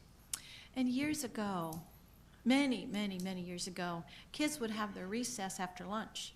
They'd go in the cafeteria and have lunch, then go out to the playground and play, until the bell rang 15, 20 minutes later. That kind of happens at high schools. They have that freedom to do that. Is there any way we could do that? But that would. We had the lunch monitors then who were hired and paid to supervise that recess while the teachers finished up their lunch. So again, all good ideas and things that have happened in the past, but whatever we bring forward has financial Costs. ramifications associated with it. I do think you need, the one thing is the 60 minutes a week, simple math, 36 weeks out of a year, that's 36 hours. If you increase that time incrementally, that time is going to go up. That's a lot of time. So, and Mr. Persis, I agree with you 100% on the physical activity and freeing up time for kids to get out and play with all of the same things that Ms. Cuthbert shared. I do think those elementary teachers, though, are going to flood your inbox with emails wanting you to come visit to see how active, collaborative, social our elementary school programs are, even under the direction of one teacher. And I'm sure they will. We just absolutely won't have drill. So good. He said that, I didn't. they're going to be ready for the flood of invites to come observe their collaborative, social, and really, truthfully, I am being facetious, but I'm also, I always say it straight up. I know. We're not doing the same kind of instruction that we used to do. Which and is good. I welcome you to visit those elementary classrooms and see how active, social, collaborative they are. And a lot of that is a focus that has shifted. I will say that assessment and high-stakes testing has impacted the decisions we make every day about the time we spend in classrooms. And it is, I have 2 days left. I'm going to be sad to say that a lot of the decisions that we're making are based on the outcomes from those high-stakes testing and that fear of not being able to meet that never-ending bar that keeps raising. But I shared it the last time we spoke about recess when I was made the principal of Stark and I had that turnaround responsibility from a failing school. I didn't allow two things. I didn't allow the students to color, and I didn't really allow them to go to recess because we didn't have time. I told them to make sure they knew that and tell people that. Mrs. Head no time for coloring. Color at home, recess later. If I had that to do over again, I would change that. I would change that. I do think we need to make time, but I want the policy to be something that principals feel like they can implement at their school to meet their individual school needs. So I would just like to add a few things. One, I think there's a lot of discussion to occur before we draft a policy about this. In my opinion, you have +1 schools that are going to debate adding an additional hour of reading, and here we're taking time from their teaching. I am strongly in favor of recess for children, but I see the irony in this. And when a few months back, we talked about the VPK hours, and we have VPK hours that are 8 hours a day for 3 and 4 year olds, and here our elementary students are getting 5 hours of instruction. So then you start to ask the question, well, what are our neighboring counties? What are their elementary hours? Are we on the low end of the scale? Or are we on the median average? So I think there are so many things to discuss. I am not grossly in favor of micromanaging principals. I think they're leaders. They have the ability to see what their schools need, what their students need, and then make a decision based upon that. I also don't think that we have to blanket recess as being something that occurs on a playground. If you look at Microsoft and what they do for their employees in terms of giving them breaks, they don't send them out to a playground to do it. They go into a little area where they can take a nap for 15 minutes. So I'm not suggesting that the American College of Pediatrics is going to suggest all kids take a nap, but some would love that. Yeah. By the way, would welcome the Mr. opportunity. Russell, that would be wonderful. But I think it just opens up a good amount of discussion that should occur before we decide whether it should be a policy or be at the discretion of the superintendent in terms of a directive. So. I had challenged you all to reach out to your elementary, so I did reach out to all 10 of mine to see what they had to say. And Ms. Cuthbert brought it up quite a bit, but I'll just read one little section. I have 2 playgrounds, one playground for pre-K and one for in kindergarten. The other playground is for grades 1 through 5. I currently have 24 teachers in grades 1 through 5. If I added 15 minutes of recess into the master schedule for each teacher, it would take 6 hours to rotate them through. I could double up with it and it would take 3 hours, but any more than 2 classrooms on the playground at a time invites chaos and a safety concern. The next question is, where do I take the minutes from? We are currently integrating social studies into ELA block that includes writing. We have a separate block for math and science. We have 2 built-in intervention times for reading and 1 for math. Add that to the 30-minute duty-free lunch in the planning period each day, and you quickly run out of instructional time. I heard over and over that they saw both sides. I think all 5 of us are proponent of recess. That's where you win King of the Hill. That's where you learn to battle it out and have fun, and you really do learn social skills on that hill. You make new friends. I'm totally a proponent, but philosophically, I hate what Tallahassee does to us many times in micromanaging our district. So I don't want to be reciprocating and doing it to our schools by creating policy after policy. Do I have a problem with 60 minutes? No, it's not much time. In 5 days. That's 12 minutes a day. It'll take them at least 2 to 4 to line up and get back. Another 2 to 4 to calm down. I taught a child's class for 3 whole weeks. And I lost control once they had a snack. And I recognized that. So they do settle in. But Mr. Persis, it really is different. I've danced in a lot of elementary classrooms now. And they do a lot of play and they do a lot of movement, and it's not just sitting there anymore. But this principal was gracious enough to give me more detail in saying this is the limitations. And all of them are saying the teacher's biggest concern is the lack of time in a day to handle one more thing that we pile on them. So I just want to keep that in our mind. Am I ready to say no? I don't know either the answers. That's why, I have a teenager and he said, is it going to be a quick meeting? I said, I don't think so. Well, is there anything controversial? Well, it could be recess. And he said, what do you mean recess? And I said, how would you like if I told you when you went outside with your brother, you could only do certain activities a certain way at a certain time? Well, I wouldn't like that. I said, that's PE. They tell you what to do, how to do it, and everything. But I said, unstructured means you get to use your brain. You get to have fun with it. And he says, I could see how that'd be hard to decide. And it was awesome for him to realize there was moving parts. And I feel like as a board, we're recognizing that. I don't have an answer. I don't know the perfect answer and perfect solution, but always my question is what's best for the student?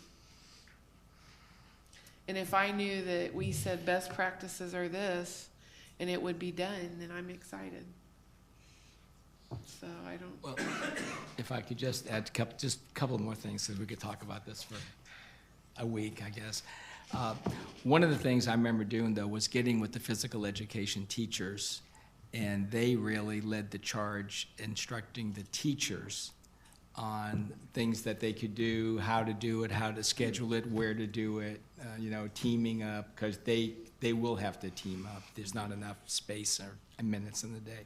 But they were very helpful because a lot of the teachers are kind of, gun shy about it. What are we going to do? I don't have any balls or things or toys or, so the PE teachers were very helpful. And because most of the PE teachers were really happy to see that the teachers were going to let the kids out and play. So I think you'll find PE teachers very, very supportive. The other thing that I just wanted to mention was that what Dr. Hill said in regard to the unstructured playtime is what I was trying to get at, Mike, with there isn't anything wrong about doing it inside. There's a lot of great activity and creativity and good time that the kids can have inside too, that they would relish to have that. And so it doesn't have to be an outside only recess policy. And to all those teachers out there who are just having those children move all the time, keep doing it and don't send me any emails, okay? I congratulate you for that, and just hope you keep on doing that sort of thing. And I guess the last thing that came to my mind is, so often the child that needed recess the most was the child that didn't get to go outside and play. It was the child that the teacher punished and said, okay, we're going out to recess, but you're going to have to sit here with me. And that was the child that really needed that recess, because that was the way that child was wired and just needed to move and get around, and the teacher was just creating her own difficult situation by trying to hold this child down. This child's got to move, and you're not going to hold this child down because he's going to move. And so for that reason, I think whatever recess policy we do come up with in the future, that it can't be used as a punishment. And I think in the conversations with the elementary principals, it was overwhelming. Against that, I hope. Principals understood and obviously Great. reflect on that same sentiment, 100%. Yay. Mr. Spar brought up Finland, and I've read The Smartest Kids in the World book. It was very good. I think they only have 3.5 hours of education a day, instructional time, and yet they are the #1 in PISA scores. So we are missing it somewhere in the U.S. I don't have all the answers, but they do give it recess. I can tell you exactly where we're missing it. Recess? High-stake testing is a big one. It's not even the high-stake testing. We don't allow teachers just to teach. Why don't we just give them the standards, leave them alone, tell them you got to give them 60 minutes, and let them do it. I agree. Yeah. That is the problem with the United States. That is the problem with the state of Florida. That's the problem with Volusia County, honestly. One of the things that we learned at FSBA, we were in a workshop. Every other country that actually participated in PISA, and superintendent, you may not want to hear this, but all of their superintendents, all of their directors taught a class. None of them just was out of the class. They were on campus. They teach. Wish I'd said that. I think if we really want to make, and no, seriously, I've said it. Every country, 32 countries, when they showed, they don't have principals, #1. They have instructional leaders who are just as responsible for teaching a class or two as their teachers, #1. #2, they don't tell them what to do. Here are the standards, make it work. #3, they only recruit the best people for the job. And how do they do that? They've sat down and met with colleges in their countries. They've started programs in kindergarten all the way through that identify key people and tell them teaching, #1, is professional, It is. highly regarded, That's right. and paid really well. But everyone takes teaching so serious that they really don't want to do anything else. That's where we missed the mark. It is. That's where we missed the mark. Restart. And until we pretty much tear down the public school system and look Restart. at what works everywhere else, we're gonna always have these discussions. They all have PE. They do. They have professional development. I was amazed that they have a Collaboration. professional development every day for 2 hours. Yep. Collaboration, big time. And so, yeah, we are missing, we missed not just the picture, the boat. And it would be nice if Tallahassee would let a district say, you know what, try it, Yeah. try it. And I think that's what we should be asking for. Don't give us nothing. Just give us the standards and let us figure it out. I agree. Because it was very amazing, and I'll get to that in my closing. And I thought I brought the information with me, but when you looked at those countries and how they valued teachers, the roles of their principals, and they didn't call them principals, the roles of their superintendent, and some of them call them superintendent, some of them call them headmasters, they had different names. But when you looked at their roles, I couldn't believe that everybody was still teaching somewhere. They didn't have too many substitute teachers, because if somebody didn't come to work, someone from, what we say, our district would go cover the school, that class. So they understood from a teacher's perspective that they weren't so far removed that they've been on a district level for 10 and 20 years that they could not relate to a teacher because that was part of their job. Glad you're on my wagon, that's right. Can I just say for the record, I like Headmaster Russell.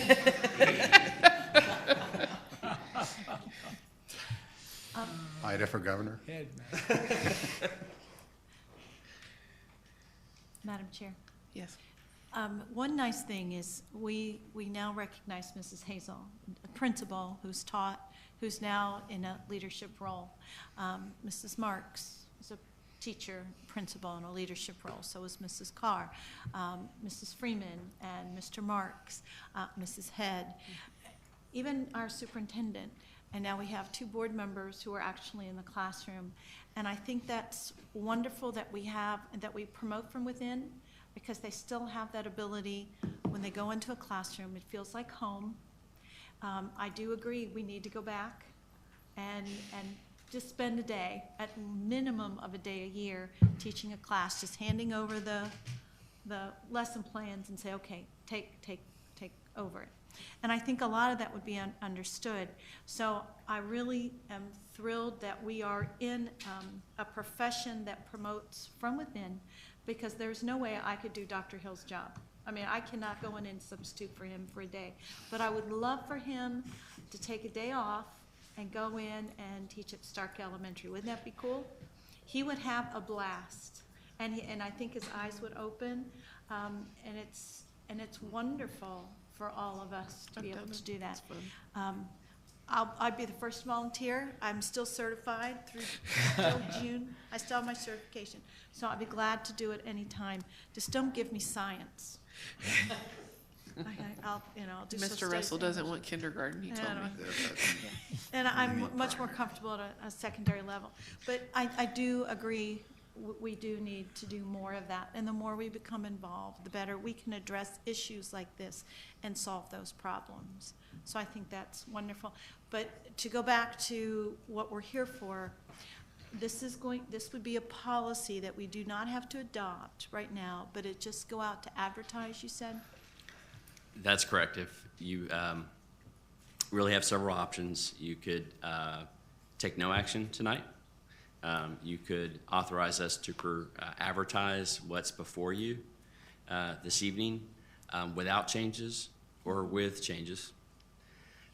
Another option would be what we've seen Lake County do was that did not address the subject by policy, but it was a directive by the superintendent. And then, of course, you have the same question about what that directive contains. But it's not a mandatory subject for a policy. You just have the authority to do so. Well, I think at the very least, if you do something like this, Mr. Russell, that from the teacher's standpoint, they would say, well, what are you going to take out? Which you could take out. I mean, you just look at what it is, and you take 5 minutes here and 5 minutes from that and 5 minutes and 5 minutes, and you got it. But you have to show that to them, and so that they can say, because otherwise you're going to get that pushback of, well, there's just not enough time in the day. So we got to show them a way that they could find the time in the day.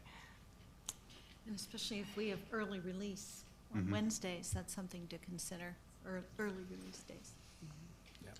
Ms. Head, I know you've been talking to the principals. I know at principals meetings, you've met with the elementary principals.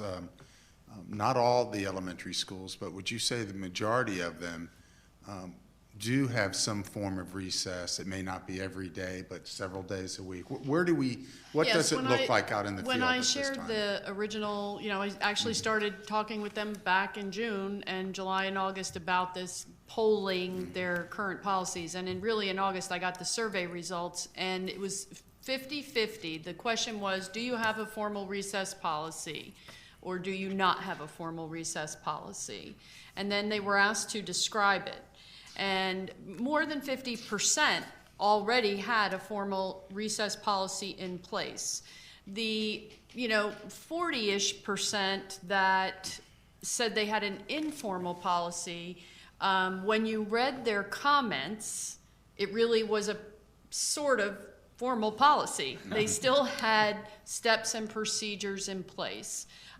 In that surveying, we had only 1 or 2 schools where principals actually said that there wasn't enough time for recess, in their opinion, at that time. The majority of the schools have a formal to more informal policy. I don't know of any principal who is currently denying children access to recess in some form at their site.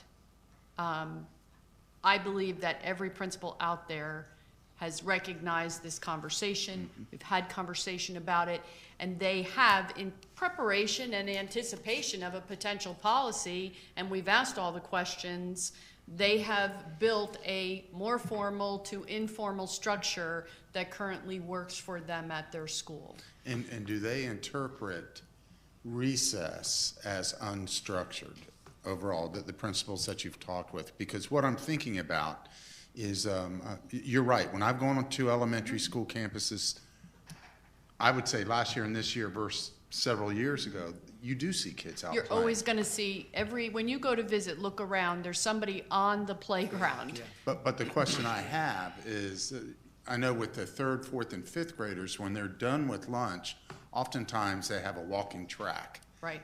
Now, are some of those principals considering that recess? Yes. In their past policies, yes. I know that Mrs. Bull had, a walking after lunch at Champion that was featured in the news article that was done around recess last year, that she's very, very proud of. And the kids like it. And it's unstructured in that kids are free, they walk, right. That's the directive. But they don't have to walk with a certain person in a certain way. They walk and they talk, and I'm sure they run a little bit, and then they stop. And it's a less formal walking after lunch program that she's worked out. Many, many principals have something around lunch worked out with their teachers. When you go back, it's sites are unique, and like Citrus Grove being one, and I was there. When you exit the cafeteria, there is a small play area. It cannot handle more than, I would say, in my if I had to say, 1 intermediate class. It's small equipment, and once you put 2 classes out there, it's really pretty chaotic, and it is hard to see. That's the best way to describe it. You get kids up on that slide, and even if the teachers are right there in it, it is hard to manage. So you would never want more than 2 classes. And that was what I would say to teachers. You're exiting that cafeteria, I don't ever want more than 2 classes. So we had to start a rotation to get, if that was the teacher's chosen time. But I go back to Mr. Persis's statement about the time is there. The time is always there. We can grab 5 minutes here, 5 minutes here, 5 minutes here. But again, and you're right, teachers will ask for a schedule. They'll want to know, Mrs. Head, where do you say I get this from? They will want us to do that. But every school is unique. Every classroom is unique. Teaching styles differ. So you hate to then put yourself in a position for having to provide a recess schedule for schools to follow. I want teachers to be able to, and principals to be able to look at their school schedule and say, here's that place where we can grab these 15 minutes. And it may be different from day to day. Exactly. Maybe I can grab, 10 from reading here and I've got 5 for math and I'm just gonna grab them and go. But once you have to schedule and structure, all that flexibility is lost for the classroom teacher. It really does get lost. So that's a challenge. It's a challenge. I do think bottom line is principals want the kids to be out and they want them to be active. I think they want the same things as the school board members generally want. Don't know that they want a policy, because policy creates all of that lack of flexibility for them. Then, Madam Chair, may I kind of make a suggestion to kind of bring this discussion to a focus? What if we don't, what if we do that then? Create, our next step would be to have the principals submit where can you find that time. Have them talk to their teachers, have a discussion at the school level to see, because a lot of times we can't make that decision for them. They need to come up with, I'm sure, very creative ways. And of course, they all know their own facilities, where they can go, how they can do it, and how they can manage it.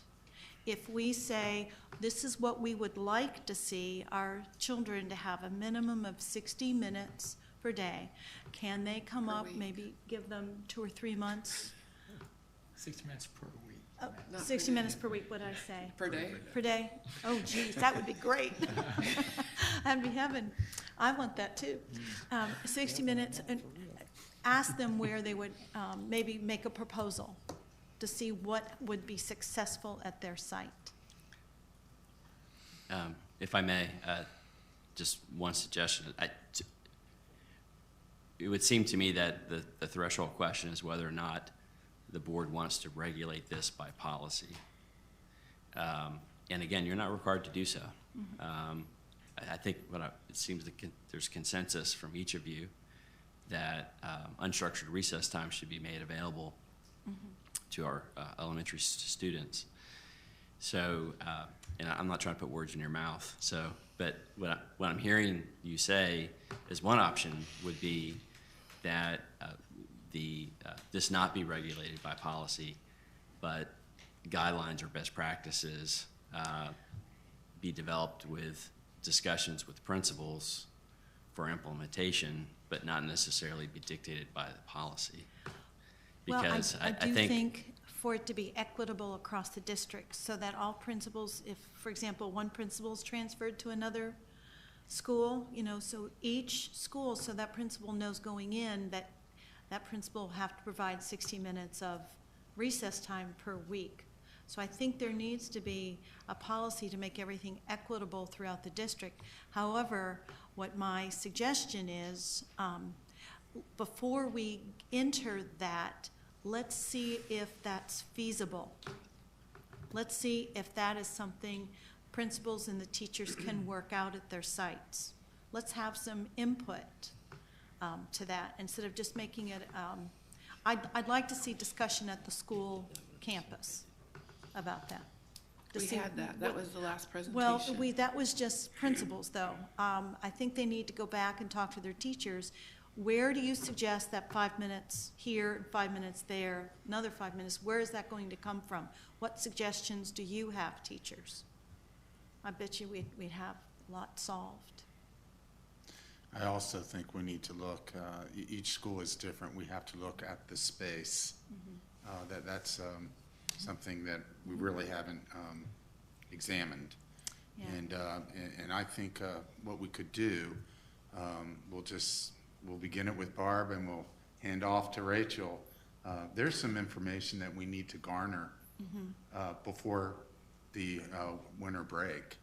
We can do that with conference calls to principals. We can structure our conversations, and we do need input. And I know the goal with the policy that was written was that we would expect it to be fully implemented 17, 18 at the latest. We would certainly like to see the schools moving in this direction, I would say in the second semester, but allow us an opportunity to put together a plan with the principals and to get some input from teachers. Really do like the idea of PE coaches providing professional development to the teachers. They have ideas. They understand movement and play. I do know that Dr. Grace Killemeyer, she has already provided the schools information on unstructured play time on a rainy day, what to do in the classroom. So we have to have those backup strategies for the teachers as well. So I'm thinking how we have small groups, Ms. Ed, at principals' meetings and where everyone gives their input and they come up with ideas and from there they problem solve. I think the same thing can happen, with the teachers. If this is going to work, we have to have their buy-in because Mr. Persis is right. They're going to say, what are you going to take off my plate? When we do this. Yeah, so let's look at facilities. That's one thing we have to look at. Safety, time.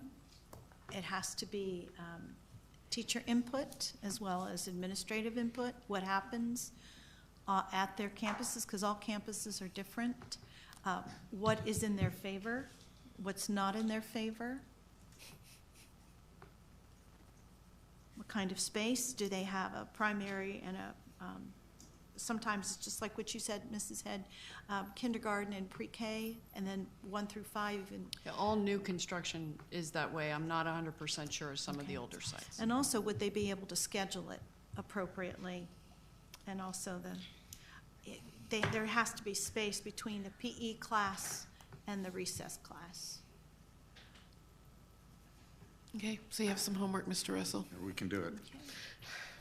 All right, 19.06. Sorry, Barb, you don't get that policy named after you tonight. I wanted to, but do we want to make her wait? Or Nancy, I was going to do, is it going to be pretty straightforward? Pardon? I'm fine, but I'm fine. We can have one more 19 and then we'll do it. Okay. 19.06. Thank you, Madam Chair.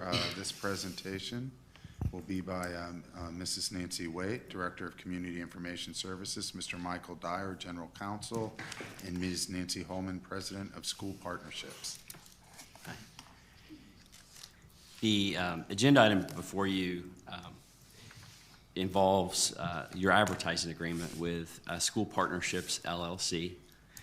That contract, so rather than wait for that deadline to come, and it will come quickly upon us, Ms. Waite and Ms. Holman are prepared to walk through a presentation with you this evening to provide a little background on the district's advertising program, how that has been implemented in the contract that the board had approved previously, and a recommendation that the contract be extended for an additional 3-year term. So that being said, I'll defer to Nancy Holman. Yes, okay. And she has a presentation for you. Thank you. Chairman, Vice Chairman, board members, Superintendent, thank you for this opportunity for allowing me to talk to you about the advertising program. I'm going to start by saying this is probably the most unique contract that you have with a vendor. Because where else do you have an agreement where the vendor pays you guys? I'm sure that I'm guessing that we're probably the only ones where a check is written to the school district every month. So that's really good news. Where does this money come from? As you know, it comes from our advertisers. No tax dollars are involved, which is beautiful. It comes from the advertisers, it comes from the business's advertising budget. And the other great thing is that this revenue can be used any way you want, any way the district wants. There's no strings attached, there's no mandates, so this money can be used however the district sees fit. It's really a win-win for the businesses as well as the school district. Obviously, it's a win for the school district because you're getting free money, but for the businesses, they want to reach the parents. They want to reach the moms. Moms control the purse strings, and they make the buying decisions, and we can provide that for them. So it really is a win for the businesses from that aspect, and they also, of course, like that their advertising dollars are helping the schools, because that's a wonderful thing for them. They're not only advertising, they're helping the schools, and they're reaching their target market. So it really is a win for everybody. This program, I'm proud to say that we have extremely high standards. All ads, first of all, have to go through me first, and I'm always a mom first. So I would not want anything that would be shown to other students that I don't feel would be appropriate for my kids. So we never solicit anyone that could be controversial, ever.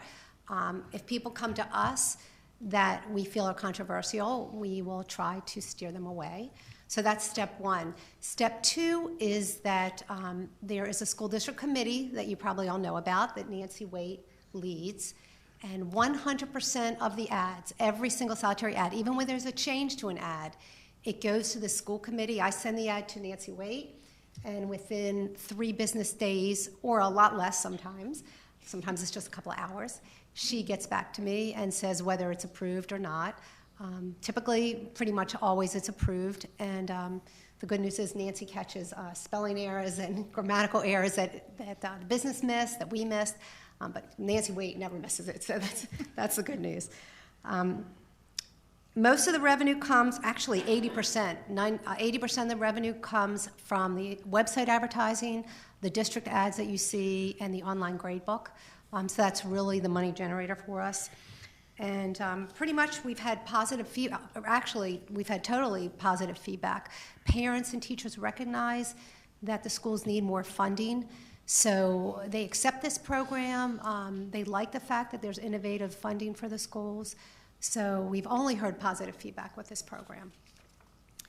Just to give you a little history, the first contract with Volusia County Schools was in February 2011.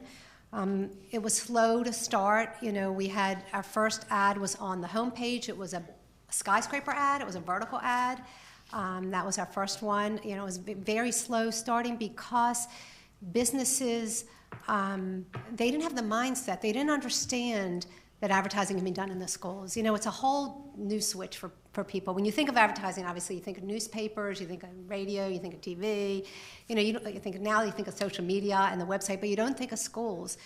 So getting businesses to understand that this opportunity is there, that has been a challenge. It was a challenge from day one. It still is, but I think times are changing. We were one of the first districts to do advertising, so it was even more difficult for us initially. But as we've grown and the word gets out, you know, the program has obviously grown. We started in Volusia. We're now in other school districts. We're in Flagler and Seminole. We're even doing some subcontracting in Orange. And the beauty of that for Volusia County Schools is that advertisers that would never have thought to come to Volusia, we talk to them about Seminole or Orange, and we always say to them, we say, what about Volusia? Like, for instance, yesterday I was meeting with New York Life over in Seminole. They have a corporate headquarters over in Seminole County, and they're going to advertise in Seminole. I said, what about Volusia? You know, they don't have any offices over here, so he's considering Volusia. And we have quite a few. We have, you know, Bright Financial just moved. They're over in Seminole. They're advertising with Volusia. Brain Balance is another company, and there's quite a few because we always ask everybody, you know, what about Volusia? So it's really good that we're in Central Florida because it broadens the base. And of course, in February 14, as Mr. Dyer just said, we renewed the contract, and now we're back again asking for renewal. So what do school partnerships do? There's really a lot more than meets the eye. Obviously, the first thing we got to do is market the opportunity, and we do that by going to a lot of events, a lot of chamber events. We belong to a lot of the chambers. We do e-newsletter blasts that you probably get some of the e-newsletters. Social media, referrals is a biggie. That's our favorite when we get referrals. And we have an ad on the website, advertise here for people. And then we also do some cold calling. That's probably the most difficult, but we do some cold calling as well. So we market the opportunity. We have to negotiate the contracts when they're interested. Then we have to collect the payment, which is not always fun, but that's a big part of this, is collecting the payment. We help create the ads. We have a graphic artist with School Partnerships who's phenomenal. And I'd say about half the ads you see she created, the other half the business provides. We then get the ads approved, go through the approval, we place and we monitor the ads, and importantly, we send monthly reports to every advertiser. Every advertiser gets a monthly report where it shows the number of views the ad had and the number of click-throughs. And then we also, most importantly, we send a check to the schools every month along with a report, a detailed report that shows a list of the ads, of the payments that were collected for the previous month, the ad start date, the ad end date, and that is sent to Bertie Treywick every month. And then we also send her a copy of the contract, so she can see every ad contract as well. So she has a full report of everything. And we also, we have ads that are on individual school websites. So we also send checks to the individual schools, all 69 of them. Not every month, but when that starts accumulating, we'll cut checks to all the schools, because if it's on the school website, the money goes to the principal. If it's on the district website, it goes to Bertie, and then so it goes to the district. And then, of course, we track and negotiate all the renewals. So we're always on top of renewals. We are working with about 275 advertisers. About 2/3 of those are in Volusia. So we have a whole list. If you look at the list, it's almost every industry you can think of. The only industry we don't target are industries that hit senior citizens, like hearing aids. They wouldn't be interested in us, or Alzheimer's medication or something. But pretty much everything else, as you can see from this list, most people are interested in reaching the parents or reaching the teachers. So pretty much anybody could be a potential customer for us. And our list continues to grow. That's our job, growing the list. The next page shows, I know you've seen this 10 million times, but we have great placement of the ad. We appreciate that the ad is in the top right-hand corner of the website. That's the best placement for an ad, and the ad is a standard size. That's 300 by 250. The ad size that you see on many websites. When the district designed the website, they did a great job doing that. There's ads on 11 web pages. If you click on parents or staff or community or students, you'll see the same placement of the ads. We also have it on the parent portal, the e-portal, the applicant portal. So there's 11 pages. Plus, the new mobile site is going to has some ads on it. And most importantly, we have the grade book where we have ads. And this is where we get the most excitement. More than half of the views are from the grade book. And believe it or not, in Volusia, the ads are seen about 5 million times a month, or about 60 million times a year, which is a phenomenal number. I mean, I believe that's bigger than the News Journal, the Orlando Sentinel, the news media. We really get a lot of views, and it's because of this grade book. And as far as I know, Volusia County is really a leader here, because as far as I know, we are the only district, I believe, in the country, because I've tried to research this, I think we're the only ones that put ads on the grade book. And the reason is because we're dealing with Pinnacle, and luckily Pinnacle allowed that initially. And hopefully the next vendor that we go to will also allow that. I actually met with Seminole yesterday, and they use Skyward as well as Flagler. And Skyward, they really strong-arm the districts, and they want 90%. They control the ads. they make it so that 90% of the revenue goes back to Skyward, the district only gets 10%, and it says in the contract that I don't know any district that signed the contract with them, but it says in the contract that if they think the 10% is too high, they can lower that at any time, plus the district has no say on the ads. So that's why people that use companies like Skyward and other companies like that, you don't see ads on the gradebook. But if enough districts pressure the gradebook companies, then they'll be forced to change. So that's my hope, that the gradebook companies will be more flexible on that. So of course you're probably wondering how much has been raised. We have raised almost $400,000 for Volusia County. That's gone directly to Volusia County to date. Again, 80% of that is from the district website, another 10% to the school websites. And the most important thing about this is that it's free money to the schools, free money to the schools. So in conclusion, I just want to say that we really remain as passionate as ever with this. My passion is public schools and the funding. I've loved doing this, and it's just wonderful for me, truthfully, every single month to write that check to the school district. There's nothing that brings me more joy than sending money to the schools, and I love it because I think the businesses are happy. We always want to keep the businesses happy. If a business is not happy, and this rarely happens, but if a business signs a year contract and they want to get out of it, we let them because, we just stop the ad and we let them get out of it, but that rarely happens. So, I believe that it's fun, it's great for the school district, it's great for the businesses, and I just hope that you decide to renew the contract. So, any questions? Any questions? Comment? I just want to say that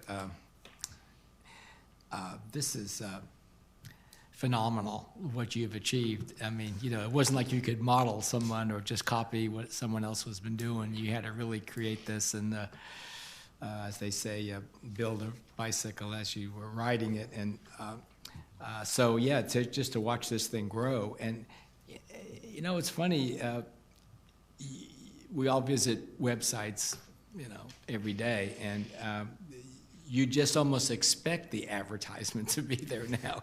It used to be, I used to think, oh gosh, the advertisements, but now they're just part of it, and it's just part of the culture now. So I wanted just to ask you, in this advertising world that you're in, and dealing with other school districts and websites, do you see, is it more interest from the same people, or is it interest from others that weren't interested before? I mean, where's the extra income going to be coming from in the future? Yeah, I think, we still have only tapped a small piece of the market. The challenge is letting businesses know that this opportunity exists. That really is the biggest challenge. And I think, a lot of people that don't have kids in the schools, if the business owner has kids in the schools, then they know about it. But if they don't and they're removed from the schools, we still got to reach them. So the challenge is reaching them. We send out e-newsletters. We send that out to about 10,000 people, 10,000 businesses, and that list is constantly growing. That's our job, is to try to make that list grow. If you know of anybody, that you think could be interested, we're always open to anybody. One thing I didn't mention is we've been very, very careful not to step on the toes of like the high schools that do boosters. When they're using businesses, we don't want to take any money away from them. So we try not to go after people that they're already going after. So we try to get new business. So it's always new business. But that's why the chambers are so important, because we're always meeting new people there. So I still think there's a lot of room for growth. Okay. Mm-hmm. Thank you.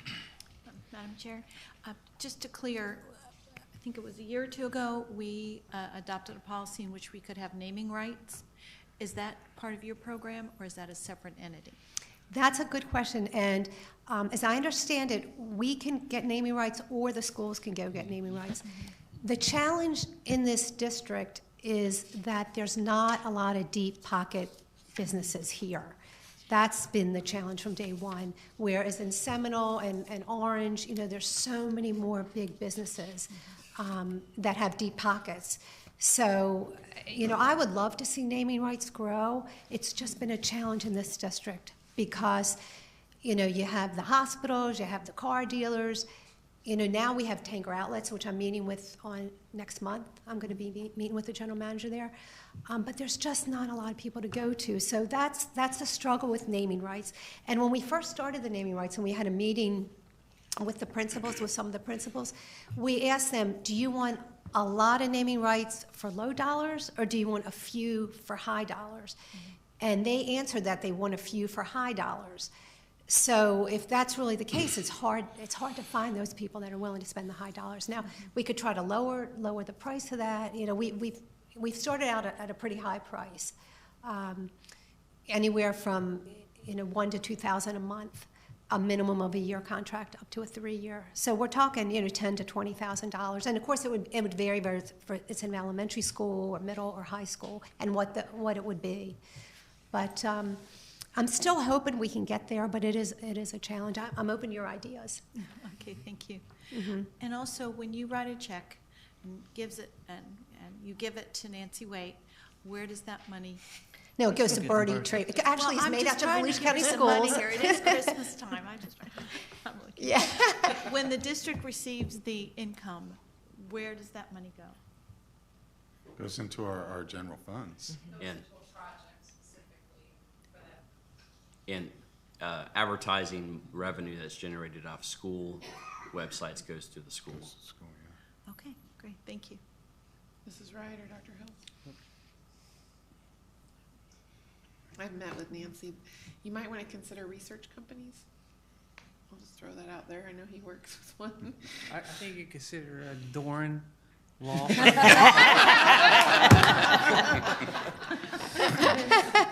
It's a deep pockets, not shallow pockets. Or pockets with holes. Superintendent, do you have a recommendation? I'll call you tomorrow, Mr. Dorn. I do have a recommendation, but I would like to make a comment. We are moving towards a student information system. What you just described in Flagler and Seminole on the grade book, we do not want to happen to us. We want to control our advertising on the grade book, the one that we will be creating. Therefore, we are now in the very early stages of planning. And I would like for Ms. Muller to arrange for you to meet with Pam Willingham. This is very important because we want to control those funds, since that gets the most clicks. Exactly. And so we can work that in to our plan and our RFP. So thank you for mentioning that. It always helps when we hear about what's going on in other districts, and that was very beneficial information. Thank you. Sure.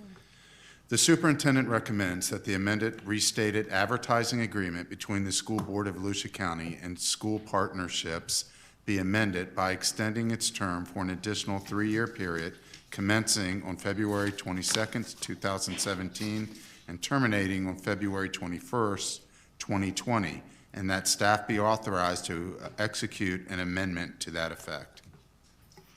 You've heard the recommendation. Do I have a motion? So moved. Second. We've had a motion and a second. Any further discussion? Hearing none. All those in favor say aye. Aye. Any opposed? The ayes have it. Motion passes. Thank you. Thank you, Mrs. Holman. Happy holidays. Yes. All right, we are going to take a break. Okay.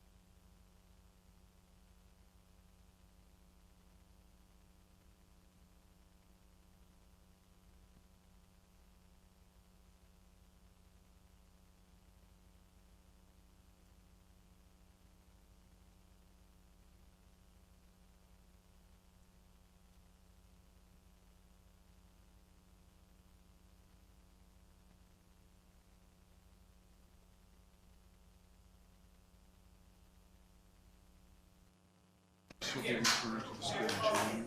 And just think about his brother. They coach of the Raiders forever. Two brothers like that. Right in the Let's call us back in order. I think we just had recess. Unstructured play and talk.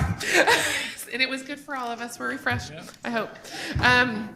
Let's start back with 20.01 annual enrollment report. Thank you, Madam Chair. This presentation will be by Ms. Sarah Lee Morrissey, Director of Planning, and Ms. Deb Muller, Chief Financial Officer. I have never, good evening, Madam Chairman, members of the board, Mr. Russell. I have never felt so much pressure as I do right now. Every single person here in the audience is ready to leave. So you have 5 minutes. Talk fast. We can read. We read. I would just say that's not just everyone in the audience that's ready to leave. I think an unnamed source told me to kick her if she talks too much. And there's some things I'm not good at. So I don't know really what to do. So we can try and make this short and perhaps just leave it to you to ask us questions. We've talked about many times, I think since I've taken enrollments as part of my responsibilities, it's never been easy, and you want to predict the future, forecast the future, and all you know is that the future is different than the past. And that's, I think, the lesson we keep learning every year. So we'll go through this. I think perhaps what we can do is maybe focus on a few of the areas where we think there's really more to think about, perhaps instead of some of the pictures that we show every year. Although, Mr. Persis, perhaps you'd like us to go into detail. You've got to be kidding. I was just going to say, we've all seen this report. I don't think you should just see if anybody has any questions about it. We all can read, and I've read it, and I see the trend, and I know you're a very smart person, necessarily, but I don't know what you can offer right now that is going to tell me something I don't know. I mean, I've read it, I see it. No, I'm being facetious. You know what I'm saying? I mean, I'm now on slide 24. It's a report. It's a report. It's not a policy. It's just a report. Well, I think, in all seriousness, it's incumbent upon us to discuss a little bit why we did not meet the projection and what we think we're in store for in the coming years. And if this was an exact science, we'd be up here with a lot more confidence than we are. But it's not a science. It's partly subjective, based slightly on what's happened in the past and what you anticipate happening in the future. But we know that predictions based on the past are not necessarily accurate. We forecast into the future based on conditions, and we see where we get there. So this year, our enrollment projection was, as it turns out, optimistic. Last year, if you recall, we grew by over 1,000 students, and we had not anticipated that. And given the economic conditions here in Volusia, we were feeling very optimistic that we would see something on that order again. And we anticipated that we were going to grow by about 1,300 students this year. And so depending on whether you measure our enrollment count from the 20-day, which is what this slide is showing you, or from the 40-day, which over more recent years, the 40th day has been higher than the 20th day. We grew by anywhere from 193 students, if you count the 20-day, and if you go to the 40-day, we grew by 366 students. So the good news is we grew, and that in Florida, growth is very much what you rely on, and how much of funding is dependent on that. If I can just say, you know, I mean, I've done enrollment projections in the past. We went through all of the data last year. I think there was even new data that that your office was able to produce, and you know, it definitely made sense in looking at all of the factors that we had when we did it. So we grew, but we did not grow as much as we projected. So for us, given that we don't think economic conditions have changed, we'll show just a few slides about that. For us, it's really starting to recognize and commit to understanding that the past is not the future, and that the trend in this county back when there was consistent growth it is not necessarily going to be that way. And so why is that? So some of the things that we do want to mention to you are those sorts of things. So we all know Florida's a big growth state. We grew rapidly. We're now third in the nation. We passed New York. And this is what I think is more interesting and something that we need to consider more than we have in the past. When we grow by 300,000 people a year, who are those people? And that's what is changing significantly in Florida. And if you look at that last column where we mentioned median age, Florida is aging, and Volusia is aging faster than Florida. We're older, and we're aging faster. I would say that this projection, which is made by the U.S. Census for Volusia for 2030, I think it will be higher than they are anticipating. Because if you look at what's happened between 2010 and 2015, we've aged by more than a year, from 45.3 years to 46.5 within 5 years. If that trend continues, which my next slide tells me we should anticipate that continuing, we will age faster than the U.S. Census is projecting. And why is that? That's primarily because of the baby boomers. And we're only in the 6th year of the baby boomers. And for all of us who are baby boomers, 1946 is the first year, and 1964 is considered the last year, the year of birth. Yes, you're a baby boomer. Yeah? I thought I was born so close to 1960. I consider myself a little bit of a baby boomer, but I'm cool enough to be a Gen X too. I want to see your driver's license. But what is important to recognize here is literally only the first 6 years have occurred of baby boomers entering into that retirement age. And we still have 15 years. So not even a third of them have entered retirement. And they are the largest cohort right now, although it is anticipated that millennials will become larger than the baby boomers.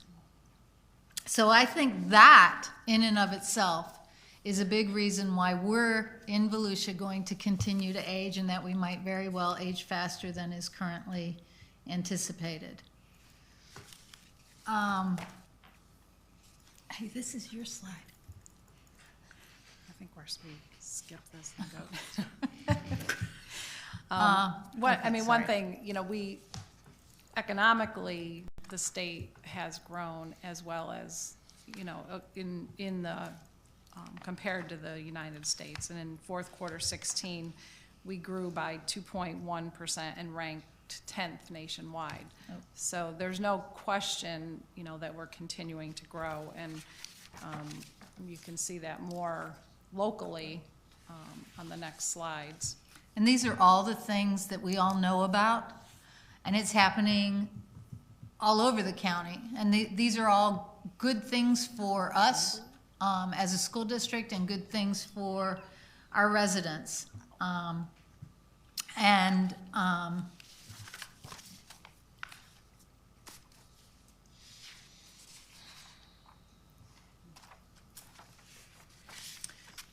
Also, you can see our unemployment rate where we're at continues to be much lower than it was in the past. You can see the prior years are the higher lines, and then the green down at the bottom. And our last quarter, October, that we have, it was 5.1%, and we're in the mid-30s in ranking throughout Florida for unemployment. And then if you saw today's article in the News Journal, that the responses from Volusia County show that we're growing or have the most job openings and hiring in the country for the first half of 2017. But I think one of the things for us to think about here, and again, it does relate back to our enrollments, is that the nature of the jobs that are getting created, and you think back on those other slides, you know, a lot of them are in construction, and this was reiterated in that article today. Construction, leisure services, hospitality, those aren't high-paying jobs, and very often, particularly in our service industries, retail sales being another one. Ms. Holman mentioned Tanger outlets. You're not looking at full-time employment necessarily, and you're certainly not looking at high-paying wages, which relates to our DCD. So even though we have a low unemployment rate, we're not quite sure how many people are filling how many of those jobs. And quite frankly, I think when you look at the statistics about savings for retirement, people are working longer, and or you may go into retirement, but you are still working part-time. Might be a totally different position than you had. So the nature of so we're thinking we're humming along like we used to hum along when we have this much economic activity, this low unemployment rate. But again, I don't think our past is what can predict our future anymore. I think the labor force has changed as much as our demographic characteristic. So this represents our single-family residential building permits. Doesn't represent multifamily. Multifamily tends to get classified with commercial. So they're going up, but again, if you go back to our heyday, this is nowhere near our heyday. And even in a previous News Journal article, they quoted Sandy Bishop from VBIA as saying sustainable is 2,000 to 2,500. The peak here was at 5,000. But we've not reached the quote-unquote sustainable. I do think, now this goes through the third quarter of this calendar year, so I think by the end of this calendar year, you'll see this number increase over what we had last year. I'm not sure that it will reach 2,000 yet, but I think it will be getting close. When we looked at our enrollments and tried to correlate what schools increased with where do we know new housing is going on, because we've always seen new housing. This has always been one of the issues we discuss in depth with our builders, is where the young families tend to locate themselves. And predominantly, you will see in many new housing developments, younger families. And so when we looked at the schools where we did increase this year, There were some that absolutely were tied to new residential. I mean, I can name those. But it wasn't always where you thought it would be. Pathways Elementary, Tomoka Elementary, Pathways especially is all new residential. Champion Elementary, which is out by LPGA area. But we also saw a significant increase at South Daytona, which was the first time in several years. And South Daytona is pretty much an infill community. There isn't really new residential there. And we saw quite a bit in the DeLand elementary schools, DeLand middle schools, and DeLand high schools. And certainly the DeLand area still has quite a bit of new residential happening.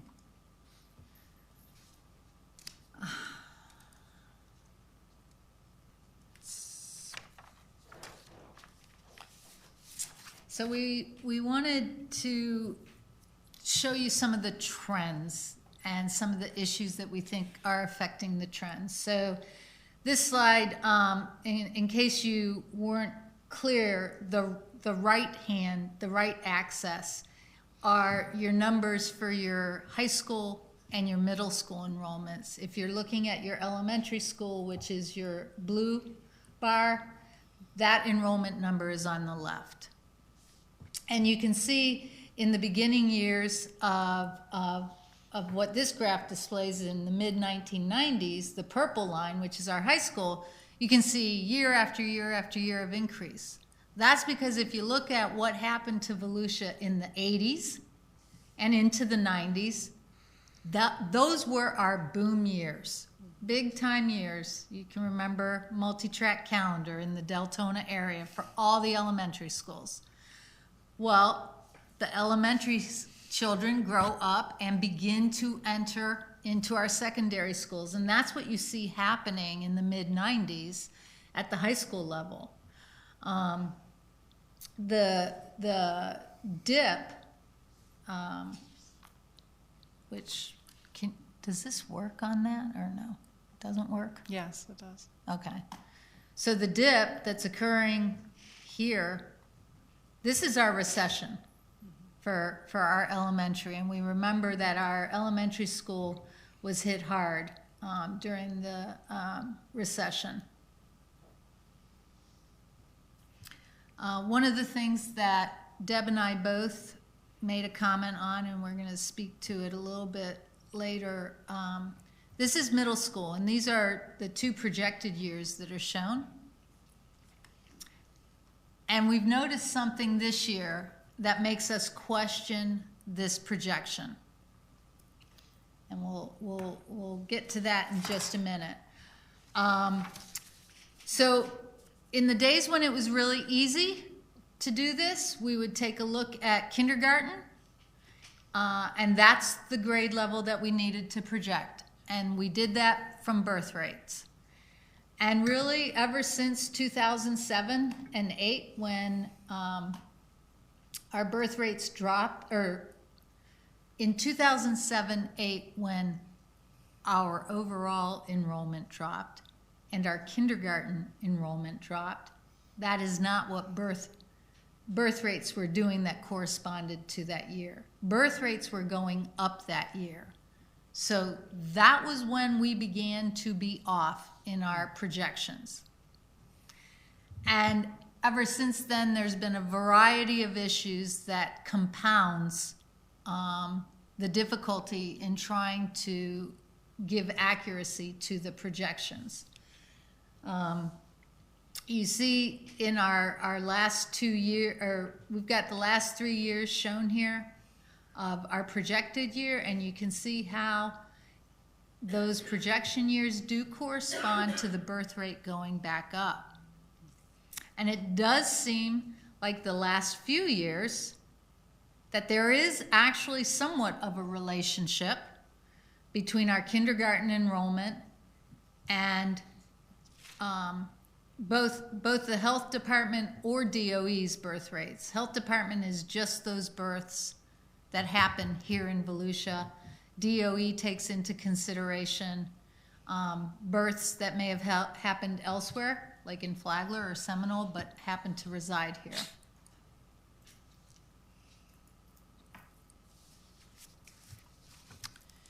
This is what Sarah Lee was talking about as far as breaking down the grade levels and trying to look at the change between our projection, which is the middle column, and our actual day 40 membership. You can see in kindergarten, we projected 4561 and we were down 216 students. And really, we kept that fairly flat. We didn't, increase that significantly based on the data. So, where did those kindergartners go that were born in Volusia and didn't come to school this year? So that's definitely an anomaly. And then if you look down towards the bottom, the grade 10, 11, and 12, normally that's where we would see a decrease in enrollment. And so that's fairly normal, but 9th grade and 6th grade, those grades decline, and we would normally see increases in enrollment there. And we'll talk about corporate scholarships later on. But also in 7th and 8th grade, all three, 6th, 7th, and 8th, all declined this year.